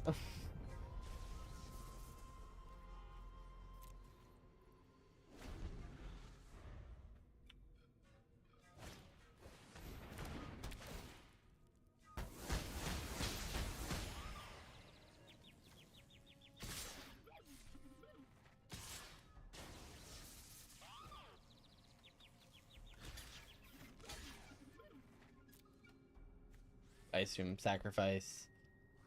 Yeah. Surveil 1. Yo. Oh my goodness. Oh my goodness. This will... Oh my god, wait, this is exciting. Okay, destroy all tap creatures. We get... That'll get rid of Sheltered by Ghost. That'll let me re-exile... something. Let's get rid of that. That seems more problematic, actually, right now. And then we can put a counter, because we're still at max speed, and then we can swing. And it untaps, so it can block too. Wait, I kind of forgot about that. W. I did not think that this initially 0/4 was going to end up a 5/9 flying lifelinker that untaps itself. Exert Mastery, create a 1/1 cat.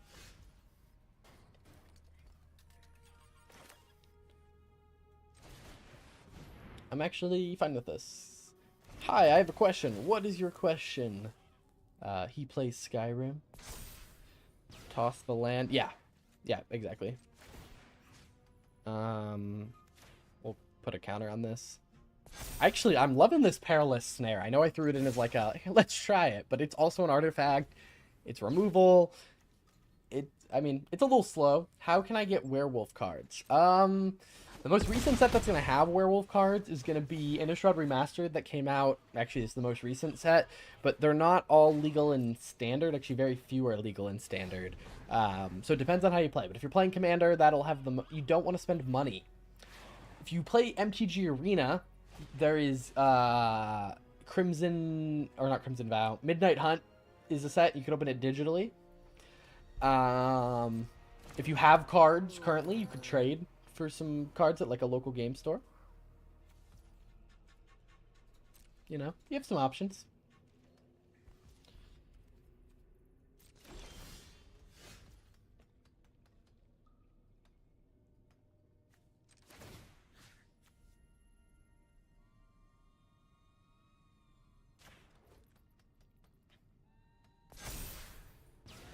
Is it... No, because the lifelink. It's just not worth it to swing. I was like, I could crew that, and then it would untap, and then I could still swing.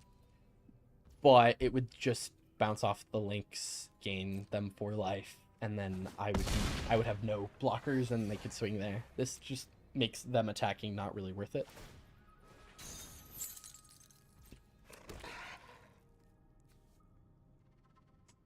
Looking great. Toss the land. Yeah, if this thing dies, we can toss the land and bring it back. I don't think I played a land that turn. That was my bad. I should have done that. Yeah, I could have sacked it for a thing to crew, and then I could have crewed that. That was my bad. I mean, their only hope is to swing for 7 with these with lifelink. Gain 7...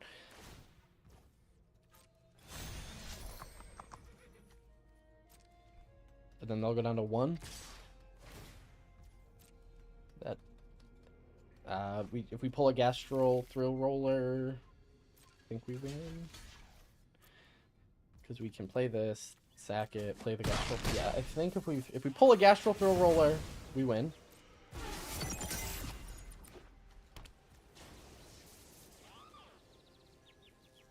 Yeah.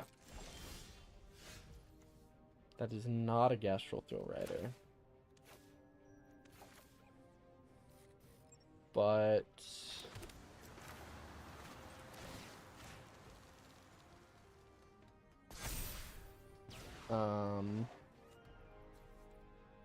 yeah, we'll swing for 8. Untap it. Can I... Sorry for the dumb question, but is this on PC, new to your content? Yeah, this is on PC. You can also play MTG Arena on mobile, like phone and tablet. Although I am currently on a special client that was provided to me for free by Wizards of the Coast just for early access day. So it has access to these cards a little bit early and some like free gems and stuff on just that account. I'm trying to play Arena. Can I craft the Midnight Hunt cards? Yes, you can. They won't be legal in Standard, but you can play them in like Historic and Pioneer, or Historic and Explorer and Timeless.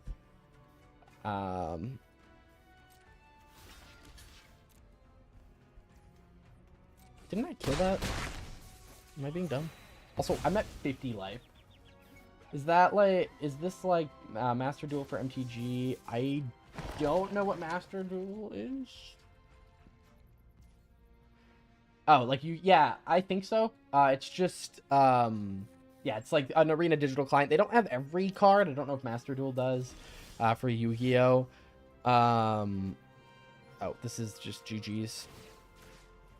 Good game. But it has all the new, or generally all the new sets that come out and you can play Standard.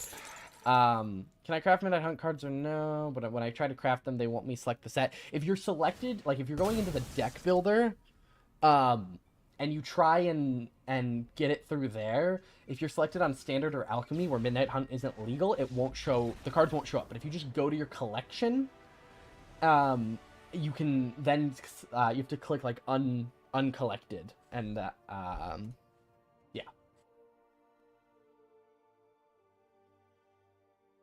But yeah. Alrighty, guys. I am now tired and going to probably call it there. It has been a good 3 hours and 16 minutes. I hope you have enjoyed. Again, best stream I've ever done. Thank you all for being here. Yeah, split up. Ended up being a great include. I mean, I probably should have known. I mean, I did know. The more meta cards, the better cards you put in, and the less vehicle cards you put in, the better you're gonna end up doing. But yeah. Yeah. Alright, guys. When are you back? I don't know when my next stream will be. I'll be streaming live for Tarkir Dragonstorm probably. If you're in MagicCon Chicago, you can see me physically there. And I'll likely stream sometime between now and then. I might even stream for release day, depending on how busy I am personally. So, alright guys, thank you all.